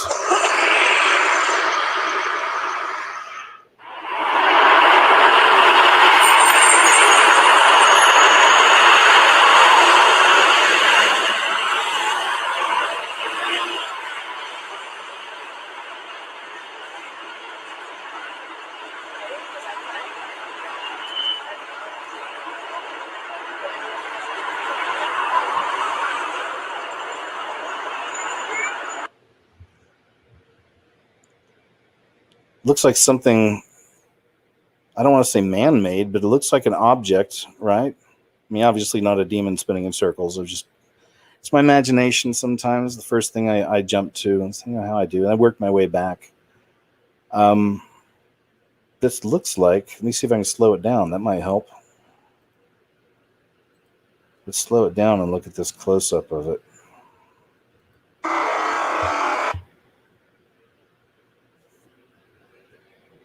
Even slowing it down doesn't help too much.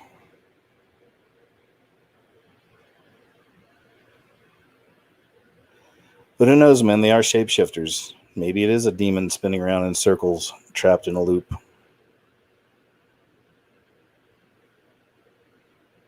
Let's see if he gets another close-up of it.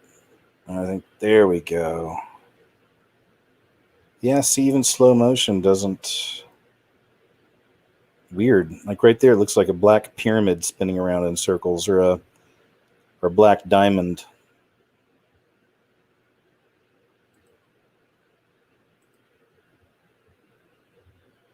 Now it looks like something completely different.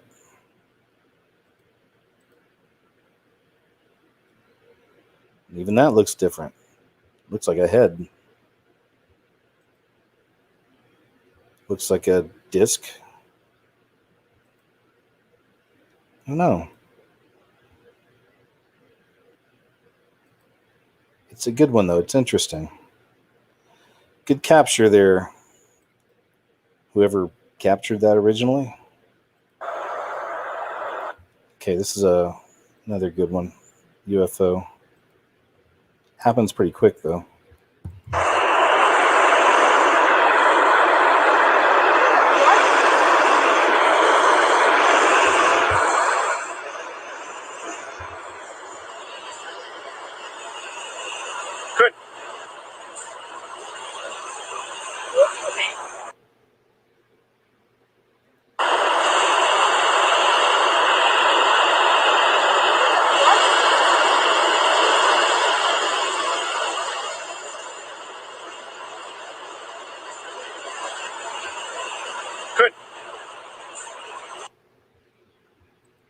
Interesting. It's from Kenexau Ovni YouTube channel.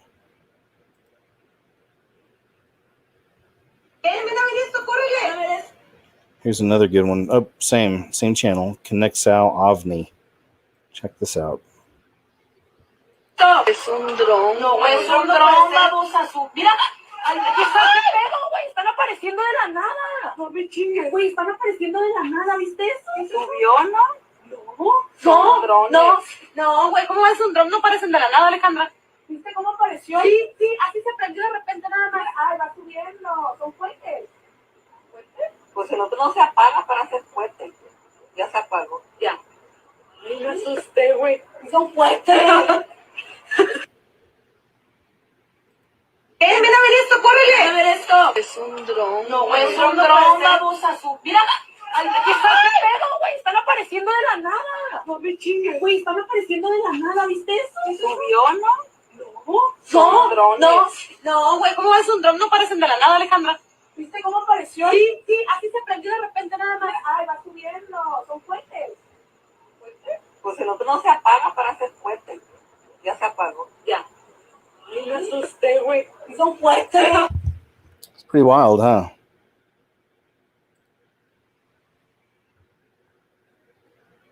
Here's some more orbs. Mystery lights return to Las Vegas as 3 orbs that aren't drones appear in the sky. I'm glad they made that distinction. Here, I think I have to unblock it.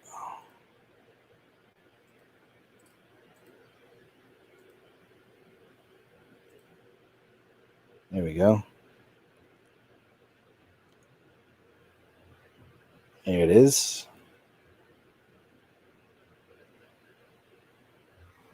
I think. Man, these things have so many freaking ads. Some of these websites. Look at this. Popping up everywhere.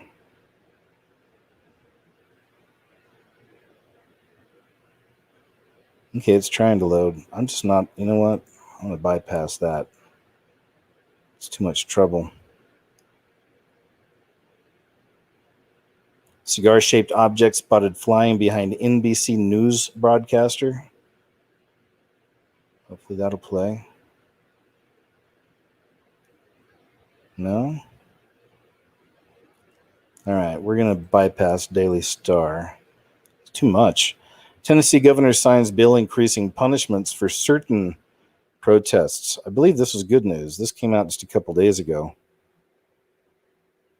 Let's see.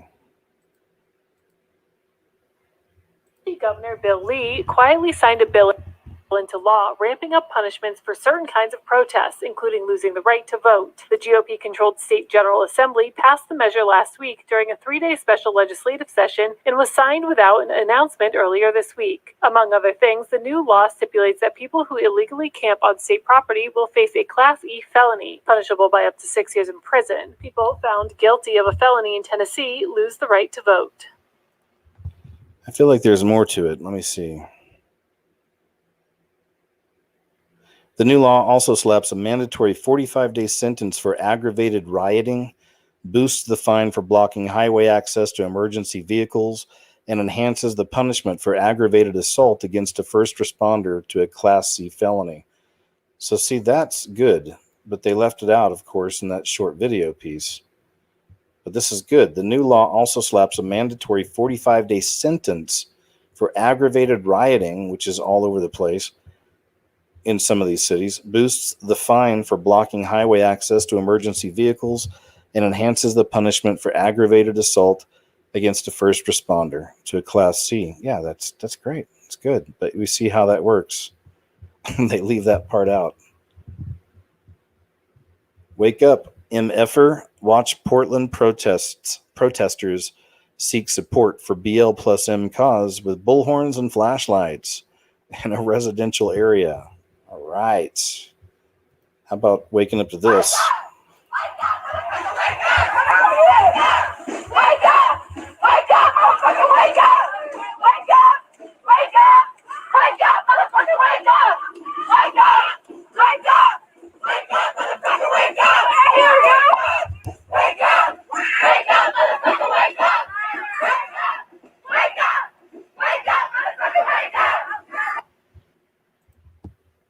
We get it.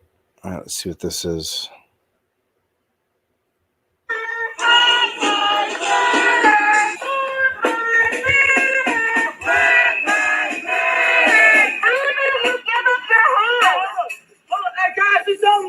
Do you know that you are living in a historically black neighborhood right now? Do you know that? Do you know that before Joe White last came here, this was all black people? Oh, we saw this earlier, didn't we? I think we did. Okay, we got it. We get it. We understand the division tactics are working on so many. Kamala Harris pranked.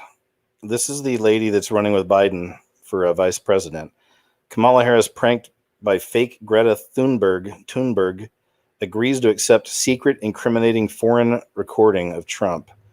This is great. I don't know who these kids are that do this. I think they got kicked off YouTube a long time ago, but these kids are always pranking people on the left in America, and they've caught them agreeing to so many crazy things and anything they get their hands on against Trump. And this is the latest. Well, it just highlights the need that we have to be active, and that there are forces working against our movement, and we have to fight for these things. And so this is that moment, and you have been a great warrior in this cause.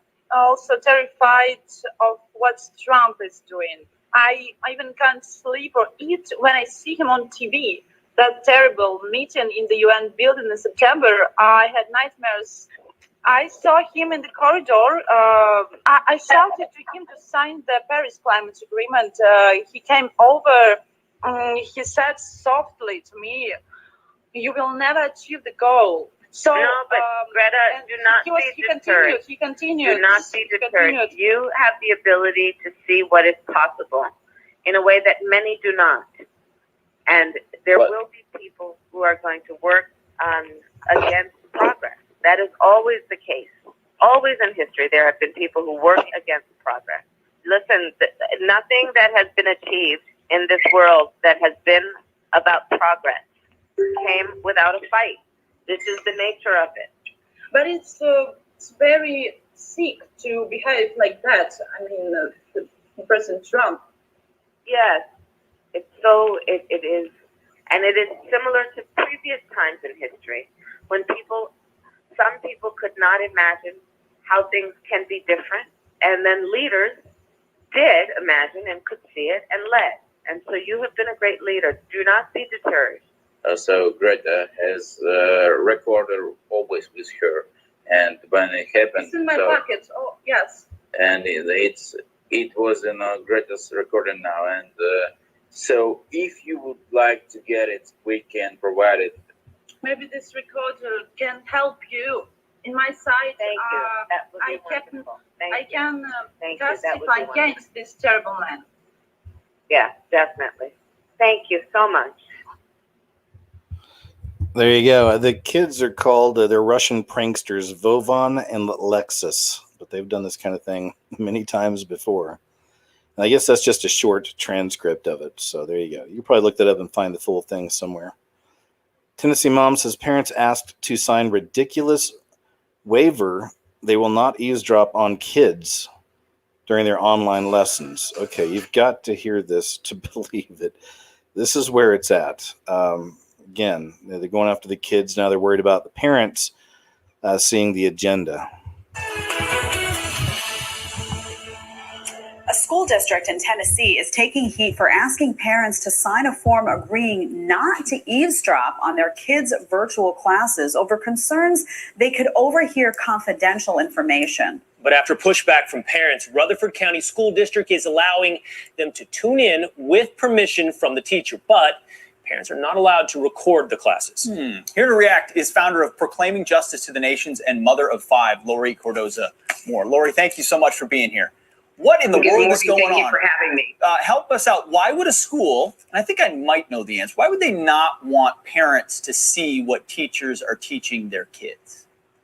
Well, obviously, because they are teaching our children propaganda that they should not be teaching. They are trying to socialize our children. We have had a major problem. Excuse me. We've had a major problem in education, not just here in Tennessee, but across the country, where they are indoctrinating our children with propaganda. And not only that, they're telling parents in this agreement that they had to sign that if they violate it, or if they know that somebody else is violating and tuning in, they're to tell on that parent.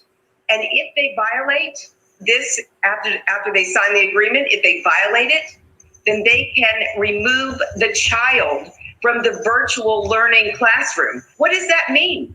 Does that mean somebody from the school district is going to knock on my door and pull my kid out of my home, his virtual classroom?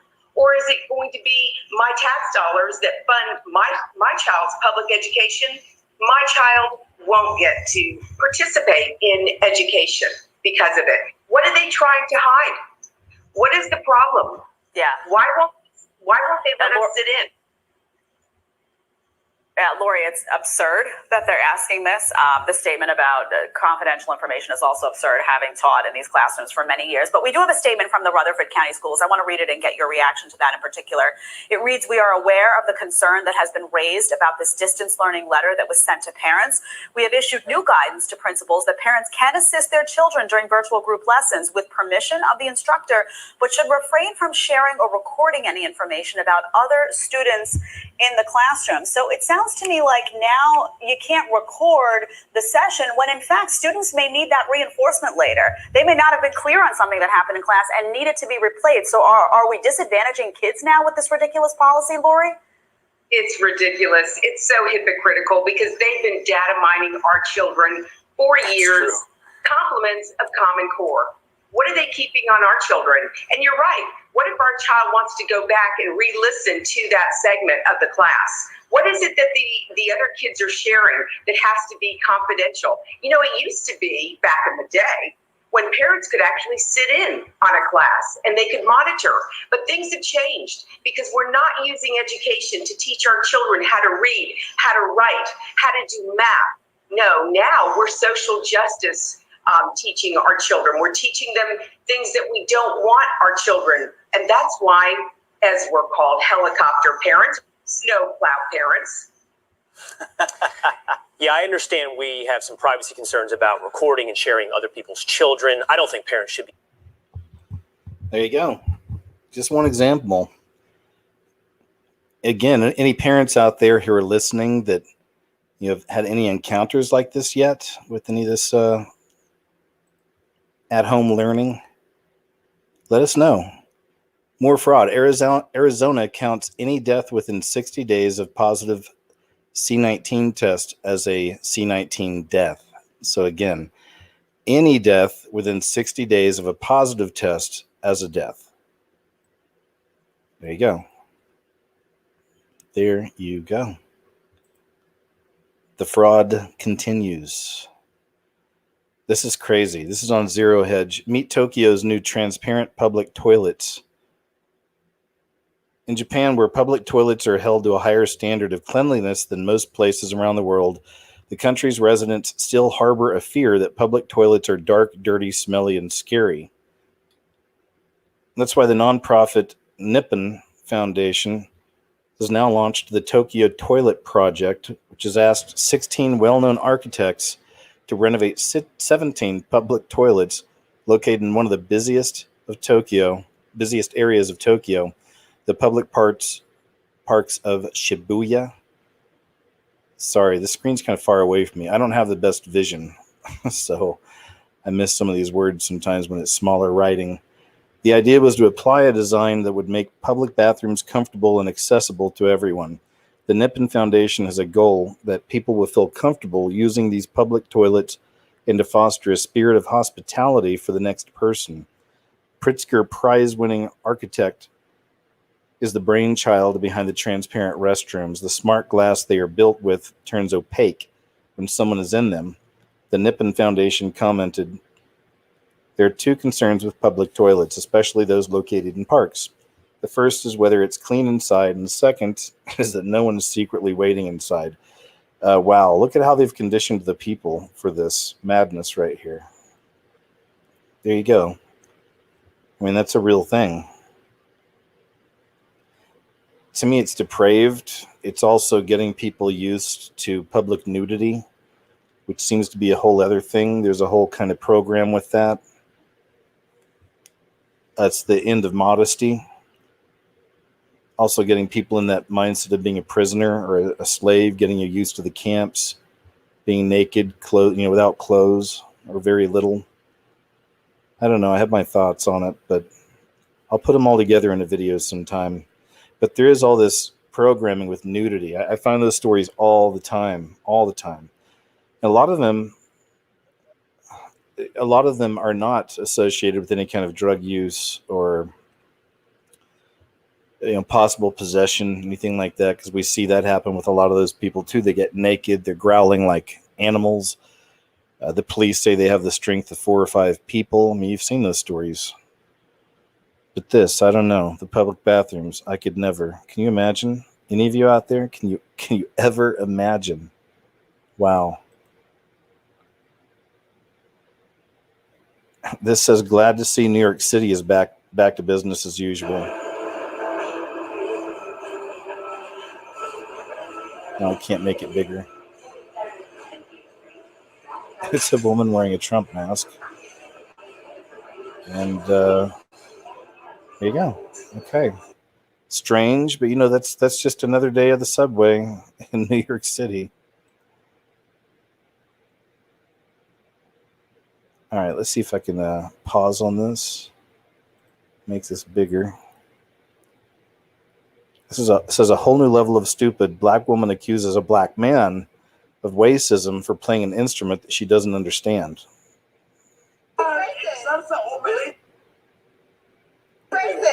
Oh, some ja shit.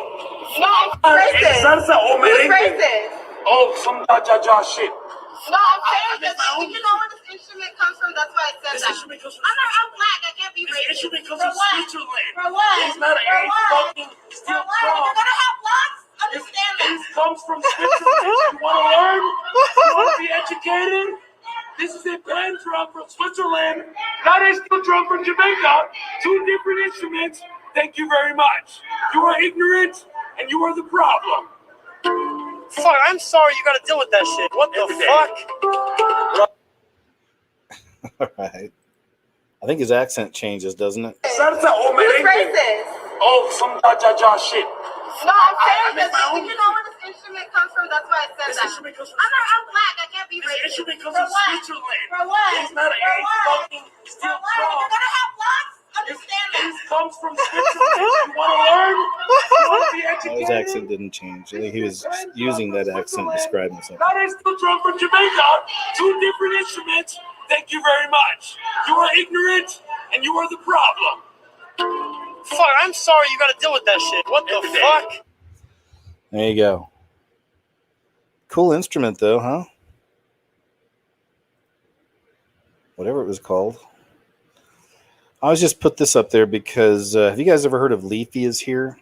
It is kind of a big deal, at least in the YouTube community. And although, you know, we all have our battles with YouTube, I have been here over 10 years now. So I guess in a way I'm part of the YouTube community, I guess, even though not a part of the mainstream part, I guess. But I've always been subbed to a lot of these people, the bigger YouTube people, just to get a pulse of kind of the trends, what they're talking about. Sometimes I find story ideas or connections to something else, but it's interesting. It's a good way to see what the younger people are thinking, usually following some of these bigger channels like Drama Alert. You know, Leafy is Here was one of them. But anyway, Leafy is Here had been around for a long time. He was a real edgy kind of channel, and mainly just kind of made fun of people.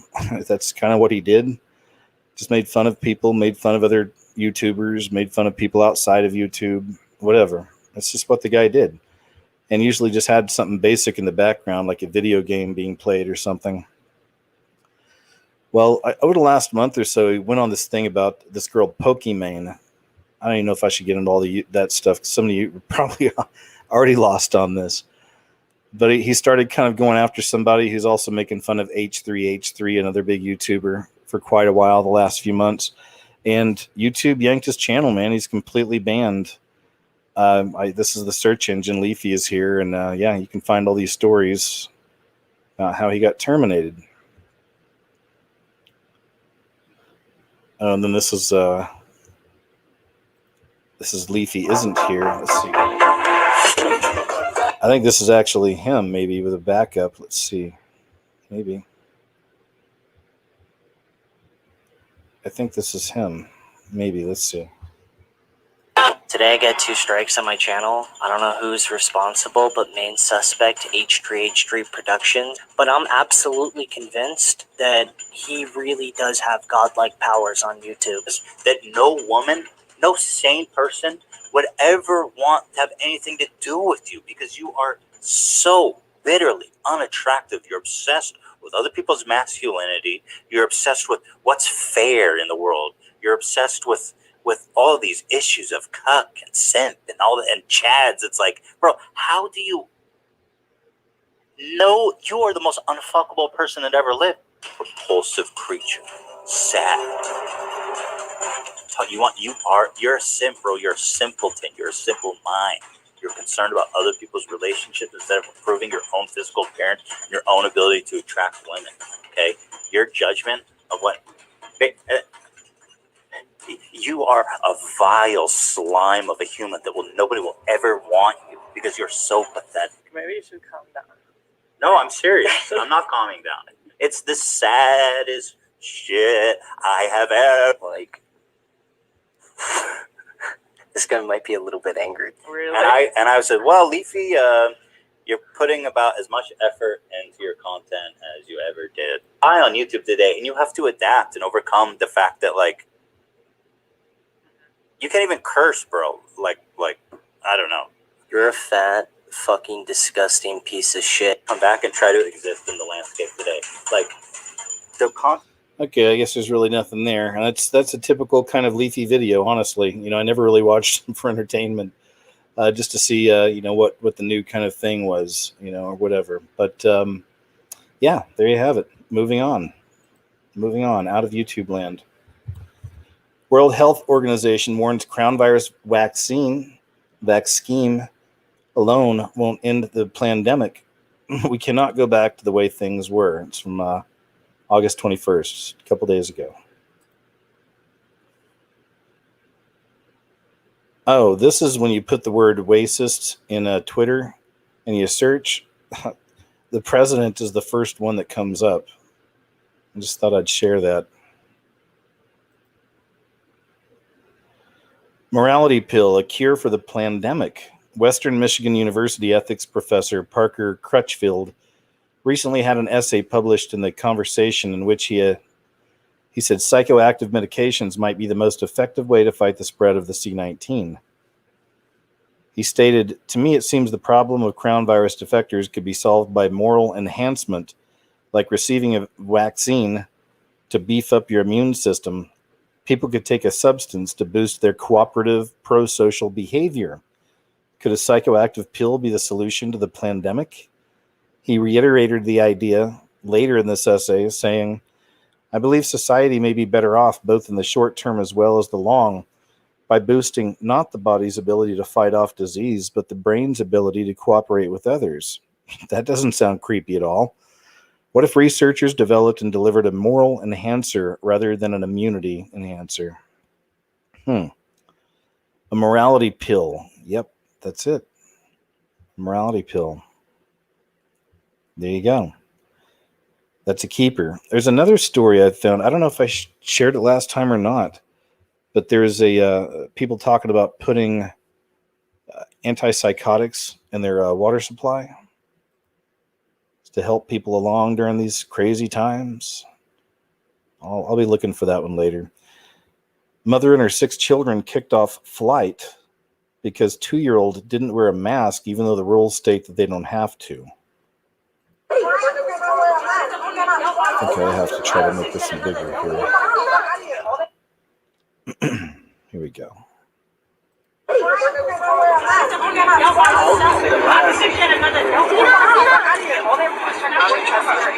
they also said if a child cannot wear a mask. So what it doesn't matter what it's the law. It's the same steward that gave me issues on the way here. What? I could try, but they don't even want me on the plane because. Hi. You realize she's 2. I do, and I also it's not something that we can excuse because. So should I tie her hands? What should I do? Should I hold her hands? No, I'm not going to decline. I could try my best, and I could give it to eat. If she has a pacifier in her mouth, is that a problem too? So the Antichrist, if you're not traveling on this flight. Well, yeah, but I pay for these flights, and these are my seats, and I have 6 kids, and my luggage is down at the bottom. I'm not going to go anywhere. You can either come off with us now. Why should I come off? Could you please? I pay for this flight. I have 6 kids. I'm not going anywhere. I didn't do anything. I don't know. It's just saying this steward was on my case of flight coming here. And I swear to you guys, this will be in the media. I understand, but there is a zero tolerance. About what? We have to wear facial coverings. Okay, so if I put on her mask, I'll put on her mask. It's already too late. What? Too late for what? Too late. It's 20 now.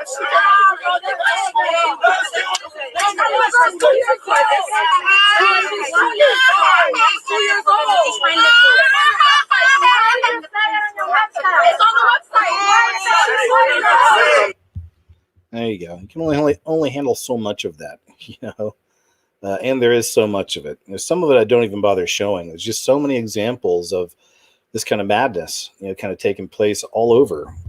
Again, not just in America, a lot of flights too, international flights as well. Portland residents are sick of Antarctica, egg them from their high rises.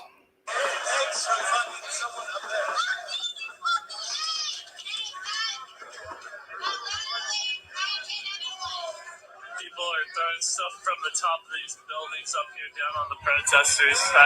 I can't make this one bigger, but here, it's really not much to see.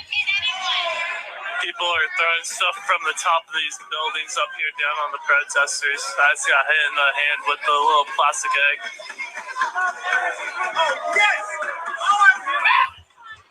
All right, there you go. At least they're doing something, the people, trying to fight back. I don't know if little plastic eggs are the best way to go about it.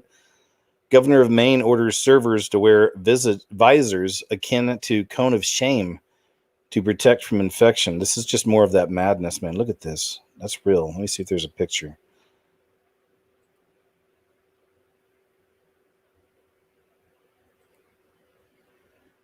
Look at this. Governor Janet Mills says servers must now wear face shields upside down so that their breath is directed up, not down.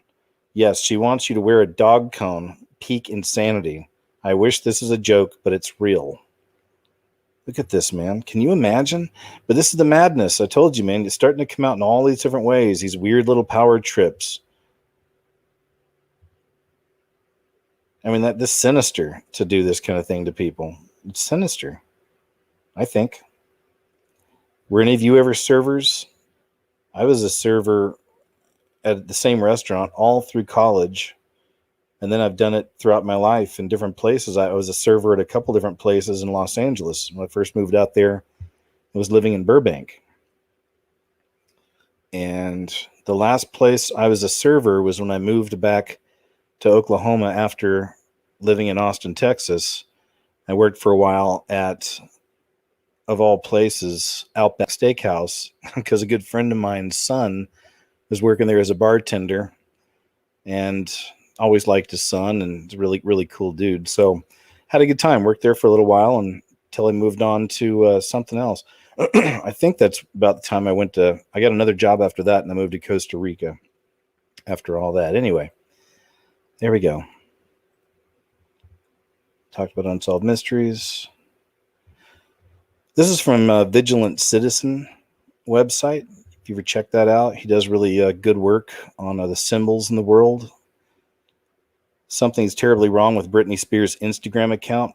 This is from a month ago, and I did a video on Britney Spears probably 3-4 months ago. But this is kind of updated information here. I guess there's some really wild stuff happening here on the Instagram. Oh, yeah, here's what I wanted to show you. Right here it says on July 9th. On July 9th, this showed up on her account about a Planet 9. And over here she says, "This is so cool. The sky looks red, almost like Mars. I heard on the news about a new planet in our solar system called Planet 9. I wonder what's on this planet, or is it a planet at all?" But here's where it gets really crazy. A post from Rose McGowan's Instagram page about her album titled Planet 9.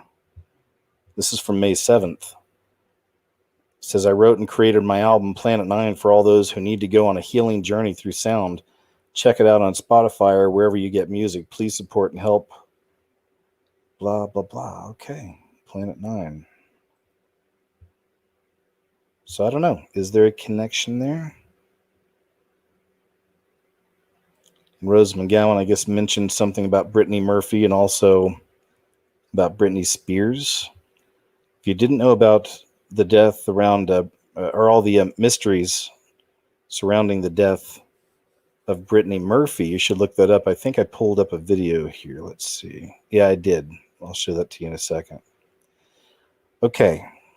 So there's just a little bit of that I was going to show. And then this is a video here from Exponiendo la Verdad YouTube channel. El Sacrificio Illuminati de Brittany Murphy. This is a copy of a video, and I don't even know if the original is still up. This is what I found. I can't remember the name of the channel. It's something, maybe it's Truth 777 or something like that. But anyway, they did a few really good videos like this, and this is one of them. And this is from maybe, over 10 years ago. I don't know. It's been a long time. Anyway, we'll see. I can't remember.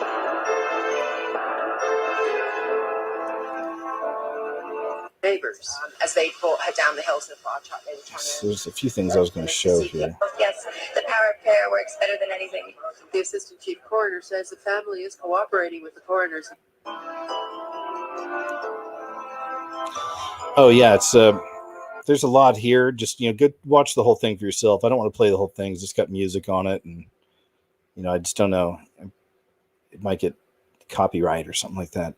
But the main point I wanted to show you is that her passing was forecast in a movie she was in just before she died. See if I can find it. Here it is.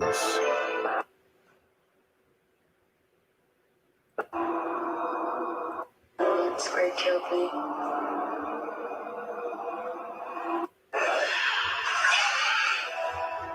Sorry, I'm trying to find the exact spot. Anyway, there you go. It happened quick, but you saw her get dunked in the tub. And then here's the official poster where she's in the tub. And then in the film, the character dies in the bathtub, like she did in real life. Movie was named Deadline. It was the last movie she released before she was found dead. In the film, her character died in the exact same way she did in real life. Interesting. What's even crazier is, here it is. Her husband wasn't just her husband, he was her manager, her handler. But 5 months after Brittany's passing, her handler was mysteriously found dead in the same house. Brittany Murphy's husband found dead. Jack, widower of Brittany Murphy, was found dead at his LA home late Sunday night, and police say the preliminary cause of death is natural causes. In an eerie case of deja vu, Sharon Murphy was the one who found her daughter Brittany unconscious and also found Monjack unresponsive and called 911. That's interesting. So there you go. Just want to share that. It's something you can look into. I suggest watching the whole video. It's very interesting stuff there. Oh, and this is the Randy Quaid Star Whackers. This is a really famous one, man. This is back, is right around the time I started to make videos and still kind of waking up into things, and I just right around that time. And this was a really big deal. This was about 10 years ago. And it was the Randy Quaid claiming to be a victim of Hollywood Star Whackers. A lot of you may remember this. Many of you may have never seen this. This is really good footage, important footage. This right here was uploaded in February of 2011. Professionally and financially. This network of individuals is manipulating the bank. For the past 20 years, my wife Evie and I have been the victims of criminal activities perpetrated by a small network of individuals who are out to destroy us personally, professionally, and financially. This network of individuals is manipulating the banking system and the criminal justice system for the purposes of sabotaging our credit and our credibility. Up until a year ago, Evie and I had never had any run-in with the law whatsoever. We are not criminals, nor are we fugitives from justice, nor are we crazy. We are simply artists and filmmakers who are being racketeered on. We believe there are to be a malignant tumor of star whackers in Hollywood. How many people do you know personally who have died suddenly and mysteriously in the past 5 years? I have personally known 8 actors, all of whom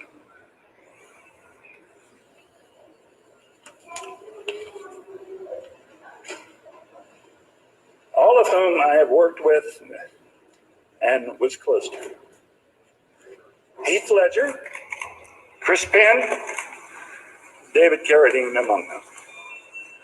I believe these actors were whacked, and I believe that many others, such as Britney Spears, Lindsay Lohan, and Mel Gibson, are being played to get at their money. In the meantime, many a celebrity's image and marketability is being co-opted and destroyed. Google helps out by keeping the negative stories near the top of a celebrity's webpage because it's the negativity that brings in the advertising revenue. In my own case, my ex-attorney Lloyd Braun has joined this tribe of bottom feeders by creating his own celebrity gossip website. What is wrong with that picture? When your own attorney starts defaming you, who do you turn to defend you? Lloyd Braun also claims to have come up with the idea of The Sopranos, so he's obviously familiar with the ways and means of organized crime. Unfortunately, my brother Dennis has made matters worse by buying a house from Mr. Braun on property Braun originally bought with money he embezzled from me. I recently discovered, much to my surprise, that Dennis is also on the deed to my Santa Barbara property. This is also the work of Mr. Braun, further confounding the validity of the transfer of my fully furnished property in 1992 to Mr. Bruce Berman. I have earned approximately $40 million throughout my career. I have profit participation in some of my films. I am being embezzled from by this monstrous ring of accountants, estate planners, and lawyers who are mercilessly slandering me and trying to kill my career, and I believe murder me in order to gain control of my royalties. I wish to return to only one thing: work. So does your client plan on attending the hearing next week in Santa Barbara? My client is intending to comply with the law in both jurisdictions, and we are going to spend the next couple of days strategizing how to best achieve that. Will that not compromise the refugee? It may. We have a number of options available to us now, some of which existed before he made a refugee claim and some which arose yesterday. So we're going to take a look at the best options, and it may be that we do abandon the refugee claim. So in favor of citizenship application and sponsorship? That's a face of a man right there that knows way too much, huh? I mean, his acting career never came back, man. It's been pretty wild, actually. I don't know if any of you follow his YouTube channel. He has a YouTube channel. It's just Randy Quaid. It's on YouTube. And he posts some pretty wild stuff on there. A few years ago, I don't know if they took him down or if YouTube took it down, or I don't know how he got away with it. This is a while back. He's putting videos on there of him walking around naked and his wife being naked on his YouTube channel. I don't know if it's still on there or not. You can look it up. You might find these things somewhere else if you're interested in seeing Randy Quaid and his wife naked. But no, it's random. It's like, what? But he's definitely a different sort, you know, and I don't know if he's just playing the crazy card or maybe he really has lost it a little bit. But maybe he's just being creative, you know, some of the videos. But you'll see what I mean. He's done a lot of videos over the last few years. And a lot of times it's just him, his face in the screen with crazy lights and him just saying, you know, random things. So if you want to check that out, you can. But yeah, I mean, he saw a lot. You know, I feel for the man. I do. He saw a lot and he tried to expose it. And that's what he got, man. You know, a lot of trouble. New York City, Hollywood experiencing mass exodus as residents flee. That's another headline. Will pupils have to wear face masks? Number 10 faces union pressure to introduce coverings in English secondary schools as Scotland prepare to make them compulsory. So again, you got the kids with the masks. There you go. There you go. More mask madness. Storm Francis strikes as London drivers struggle through flash floods before 76-mile-per-hour gales and 4 inches of torrential rain sweep in with weather warnings from nearly every part of the UK. I was hoping there's a little video here somewhere. There we go.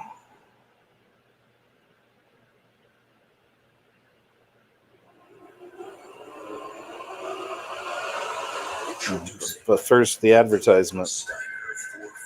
I have no need for a tractor or a lawnmower. Its legendary articulating, oscillating But it's not bad. and unsurpassed ability to climb and maneuver to its long list of For whatever, you know, if that's what you need, it's not a bad one. There we go. Let's skip it.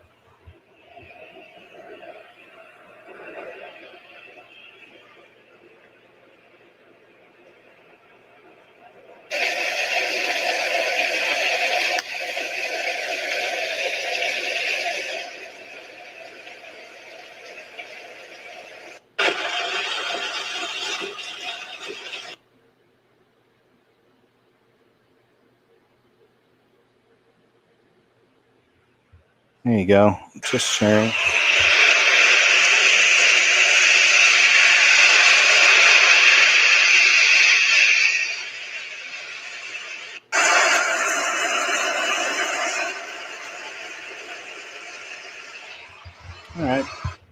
They're getting hammered. I wonder if this website, let me see. Can you search on here? If I could find search. Have you guys seen the new trailer for the new Batman? Let's see what I have on YouTube over here. Oh, okay, I'll jump to YouTube and look over there. This is just something I was going to share with you guys. I started off as a writer a long time ago. I've mentioned that before, and I've got some different books from different writers and poets and stuff, and I've got a few things from Charles Bukowski. For those in the audience that may be looking for a Christian author, I wouldn't say he's your man, but I always appreciated a lot, not everything, but a lot of his outlooks, things he saw, and he's also another introvert, big time, and you can even hear it right here. He's talking about being alone, and many of you will probably be able to relate to this. You want that you don't have right now, is there really? I mean, you don't think about things like that. You don't want to sailboat. Missing now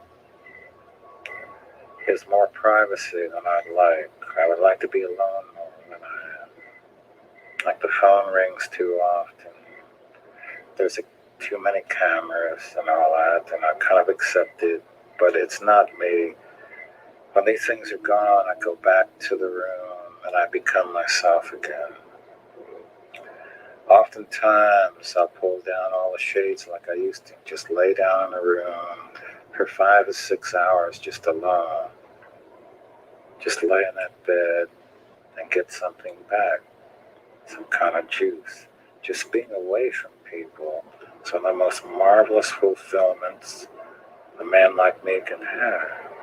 Just absence of humanity is a fulfillment so graceful. There you go. Thought I'd share that. Little Charles Bukowski.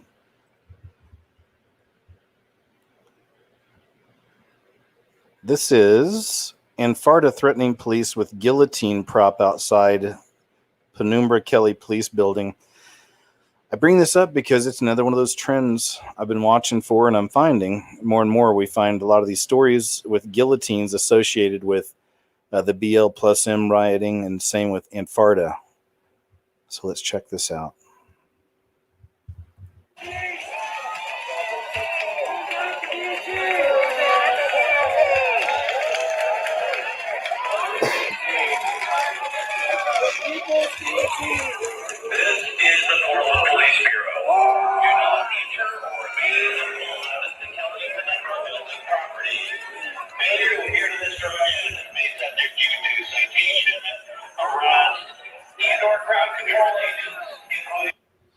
And it matters because many of us understand the biblical significance of the times we're in right now.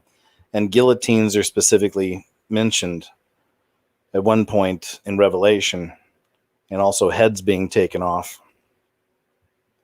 So it's interesting, we see a lot of this associated with people that I associate with the Antichrist spirit. And I've covered that in some videos as well. And this isn't the only representation of that, or kind of manifestation of that. There's a lot of that out there, a lot of different movements taking place, some of them associated with Mother Earth, Earth worship, the whole worry over climate change. Extinction Rebellion is one. But it's that same manifestation of the same spirit. It's taking place in Extinction Rebellion. Because the real message is human extinction. This is an aerial shot of CAA, the biggest agency in Hollywood. And the reason I shared this is I actually did a video about this a few years ago. I can't remember what I titled it. Maybe it was You Won't Believe What I Found Out About the Engineer of the Twin Towers or something. I can't remember off the top of my head. But the same guy, or architect, sorry, the same guy that designed the Twin Towers also designed what you're looking at right here, CAA. And you can clearly see the as above, so below, the pyramids at the apex, and the obvious pyramid with the all-seeing eye. Right there it is. Same guy, though, designed the Twin Towers. Coincidence? I don't think so. We know them through the symbols in a lot of these ways. And this goes back to that new Netflix release, Cuties. It looks like somebody got in touch with someone at Netflix, customer service, and the person said, "How does a movie sexualizing children get approved? Who signed off on this?" Netflix says, "We understand that not all stories may appeal to all our viewers, which is why we always invest in a diverse range of content from all over the world. We also provide ratings, synopsis, trailers, and controls to help our members make the right viewing choices for themselves and their families." This person says, "Do you support pedophilia? Simply yes or no will suffice." Netflix says, "We cannot really comment on that, but while we believe in creative freedom, at Netflix we respect all religions and their cultures, traditions, and values." What an answer, huh? What a non-answer. There you go. No, California shouldn't decriminalize adult sex with 14-year-olds. I covered this on the last show. I'm hoping most of you guys saw that. If you didn't know that, there's actually a push right now for that in California. No surprise.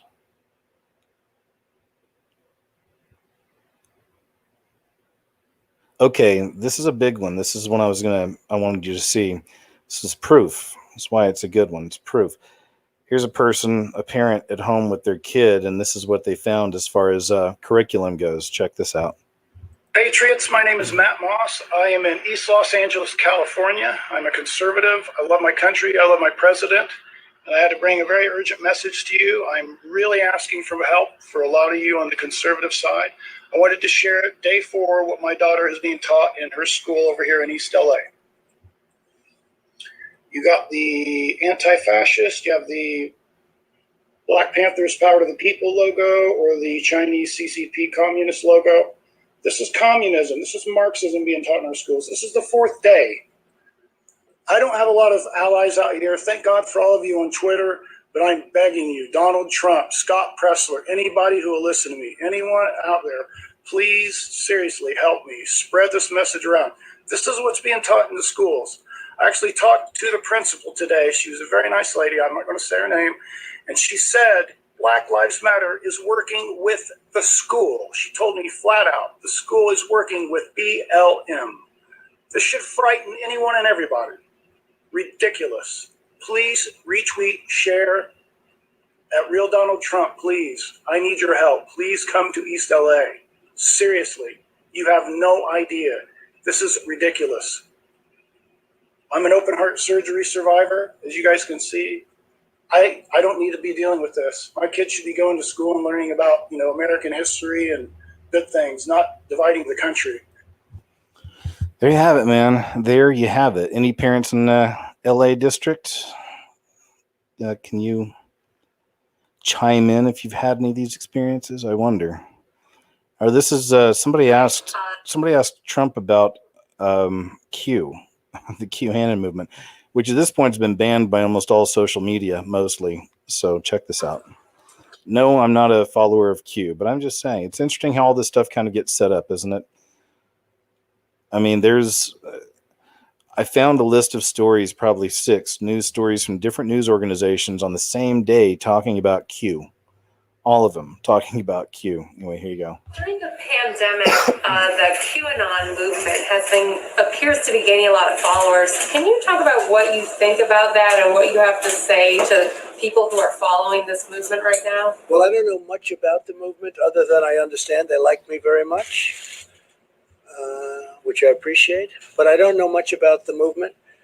I have heard that it is gaining in popularity. And from what I've heard, these are people that when they watch the streets of Portland, when they watch what happened in New York City in just the last 6 or 7 months, but this was starting even 4 years ago when I came here, almost 4 years, can you believe it? These are people that don't like seeing what's going on in places like Portland and places like Chicago and New York and other cities and states. And I've heard these are people that love our country and they just don't like seeing it. So I don't know really anything about it other than they do supposedly like me. And they also would like to see problems in these areas, like especially the areas that we're talking about, go away, because there's no reason the Democrats can't run a city. And if they can't, we will send in all of the federal. There you go. There's kind of the answer, I guess. Kind of an answer. for those of you who are interested in the Q thing here. And then this was what happened right after. Trump embraces QAnon conspiracy because they like me. Donald Trump just praised QAnon for the first time. That's a couple. Trump praises baseless QAnon conspiracy theory, says he appreciates support of his followers. But that's just the system. We know that's how it runs. That's how it's all set up. We got it. Let me see. What is this? Oh, okay. This is good news. Here's some good news. Short bit, but it's good news. It's a great feeling to have closed up the border. Now people come in, if they come in through merit, if they come in legally, but they don't come in like they used to. And human trafficking is, I think we're down 96% or something. It's been incredible. It's a great feeling to have. I mean, if that's true, 96%, that's amazing. But they don't come in like they used to. And human trafficking is, I think we're down 96% or something. It's. I mean, you got to take the good news as it comes. That's good news. It's good news. What was I looking at this? Okay, I don't know. Here's a picture this guy posted.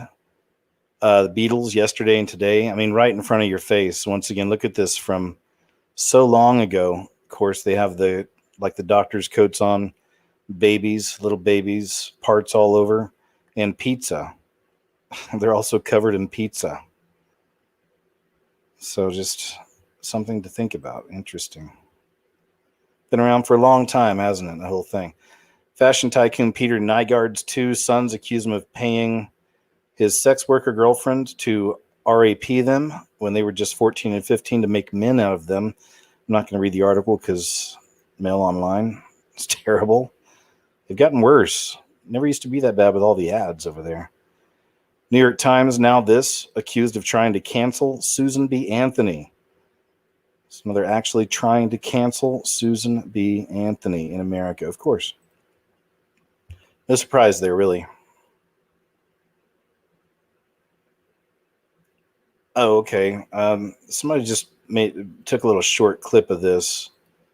They were just thinking it sounds kind of gross what Michelle Obama here is saying about Biden. Check this out. Which is why he gives his time so freely to grieving parents. Joe knows what it's like to struggle, which is why he gives his personal phone number to kids overcoming a stutter of their own. Which is why he gives his time so freely to grieving parents. Joe knows what it's like to struggle, which is why he gives his personal phone number to kids overcoming a stutter of their own. God, that is just so gross and so wrong on so many levels. For anybody who's seen any of that footage of Biden, I showed some footage one time a while back. The last footage I had of him doing something creepy where it showed him grabbing that little girl's hand and pulling it over to his wiener area and rubbing it on his wiener area. And it was clear as day, in front of people, in front of the kid's parents even. Exclusive. Would you mind giving it a crack? Bill Clinton leans back and smiles while receiving neck massage from Epstein victim 22 in never before seen photos during trip on the plane to Africa in 2002. I wish I could get past all these. Hey, there we go. That helps. Hey, they're right. Now we're in business. Okay, there you have it. No surprise. No surprise, no surprise. They got the picture of him in the red high heels. Have you seen that? It's a portrait of Clinton wearing a blue dress, wearing red high heels, and it was hanging in Epstein's Pedo Island. Pentagon Task Force will investigate UFO incidents from the 15th of August, which weird is that they already told us this like 2 months ago, maybe 3 months ago, when they were talking about the Tic Tac UFO. They mentioned back then they were going to start up a new task force. I also had a story on here a few weeks back where they're starting up the new Project Blue Book again as well. So just keeping an eye on the UFO activity and how close we're getting. I feel they've already done more or less disclosure. It's just at this point, so many people, the news cycle's so quick and people are so focused on the politics, and there's a lot of things happening behind the scenes. Sometimes it gets a little coverage, but nobody seems to blink an eye. Ketamine that's injected during arrests draws new security. Apparently, police stopped Elijah McClain on the street in suburban Denver last year after deeming the young black man suspicious. Do we have to know the colors? Of course, they have to know the colors. He was thrown into a chokehold, threatened with a dog and stun gun, then subjected to another law enforcement tool before he died, a drug called ketamine.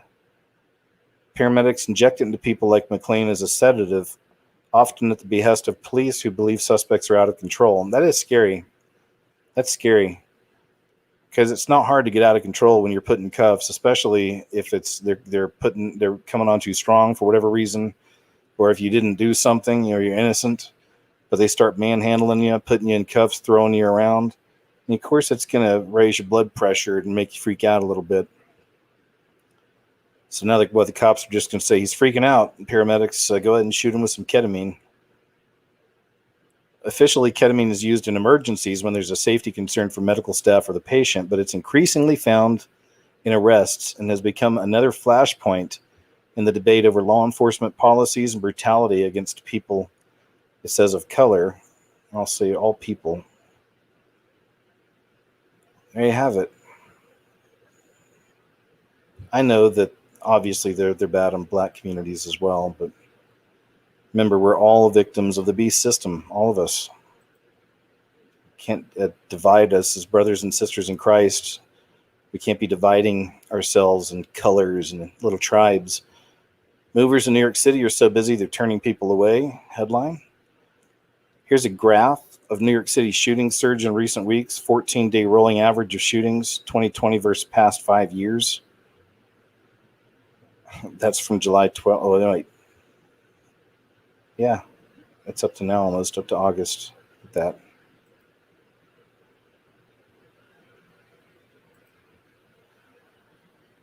This is a crazed black woman goes off on Asians for selling tea. Just, again, more of this racist madness. So many people are triggered now, and they're programmed to look at everything through the racial lens. So much so they just kind of lose their minds, some of them. Here's this. This establishment is not black owned, but you're stealing black culture. Is this not black culture? Trap tea, the boba plug? No, you're thieves. Asian people stealing black culture once again. It's okay, you'll be exposed though. You're not black owned, you're stealing black culture. You're stealing black culture. No, I came here because I thought it was black owned. That's why I came here. I told my friends I'm supporting a black business. This is not black owned. This is not black owned. Asians stealing black culture. Once again, you're a coon. Don't talk. I'm a coon. I came here because I didn't know it was black owned. Oh, there you have it, folks. Honk indeed, right? Welcome to the circus. And that actually is the last video of the night. So let's jump over here to the chat for a second and say hi to everybody. And also, guys, hey, thank you. Wow, we got over 2,000. That's fantastic. I never can see the numbers. I don't know how many people are here, but thank you each and every one for being here, man. I really appreciate it. Hey, looks like we made it. As long as I'm careful with the footage, I think we might be okay for now. So we'll do that, and I'll be working on the uncensored version on a different platform. I'll announce that soon. Speaking of other platforms, I put a video up of this. Some of you may have missed this, but I made a Discord. It's a community chat room for all of us, and please use it. We're already doing really good. I'm surprised, man. It's only been up a few weeks. Seems to be doing really well. A lot of people are there. A lot of people are chatting, sharing stories, sharing news, clips, videos, whatever. You can even do a chat and talk, like actually, record or not record, but talk through your microphones to each other. And I mention that because I know so many people in these kind of communities feel so alone and no one understands them and there's no one to talk to. If you feel that way, man, get over to the Discord. There's a link underneath the player. Please check it out.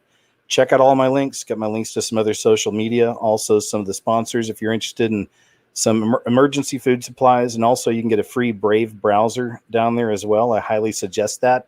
It's your anti-Google solution. I haven't used Google in forever. DuckDuckGo is what comes for free with Brave, so please check it out. It's awesome. And big shout out to my Patreon and PayPal supporters, of course, too. Thank you guys so much. You have no idea. Keep me in the game, and I really appreciate you, man. So thank you. Thanks to the moderators tonight. And if you don't mind, folks, I'd like to just leave with a short prayer as well. So I'll just say, Heavenly Father, please bless everybody that hears this show. I also thank you so much for the fact that we're able to get through a show tonight. Everything went smooth. Thanks for this great group of people, this community, and bless everybody. And if we're feeling scared or lost or whatever, then Lord, just guide us to the scriptures we need and guide us to the people we need in our lives and even the communities online, whatever it takes. But just please be with us and help us all to stay at peace during these times and to be able to look at all of this as we're waiting your return and take it all in proper context. Once again, not in fear at all. So thank you, Lord. Much love, Lord. I'm sorry. I love you. And in Jesus' name I pray. Amen. Got to watch that sometimes, man. I'm so casual with my prayers. It's almost like just talking to the Lord, just talking to him, Doesn't have to be formal. I'm not wearing a suit. I'm not wearing my PJs with a nightcap and knelt down softly next to my bed or anything like that. Just chatting. Anyway, man, look, guys, hey, I really appreciate you. Thank you so much. I'm glad we had a show tonight. Just thanks again for being a part of it. I've got a new video, be up in a few days. Got a show with Casey from Into the Stars in a couple days. Probably going to have something with Jeff C this week. We'll see. And then I'll be moving these shows back to Fridays, okay? So as I said, I'm working on another platform where I can do uncensored versions for you guys there as well. All right, man, I think that's it. You guys take care. Have a good weekend or week, Monday, and I'll talk to you later.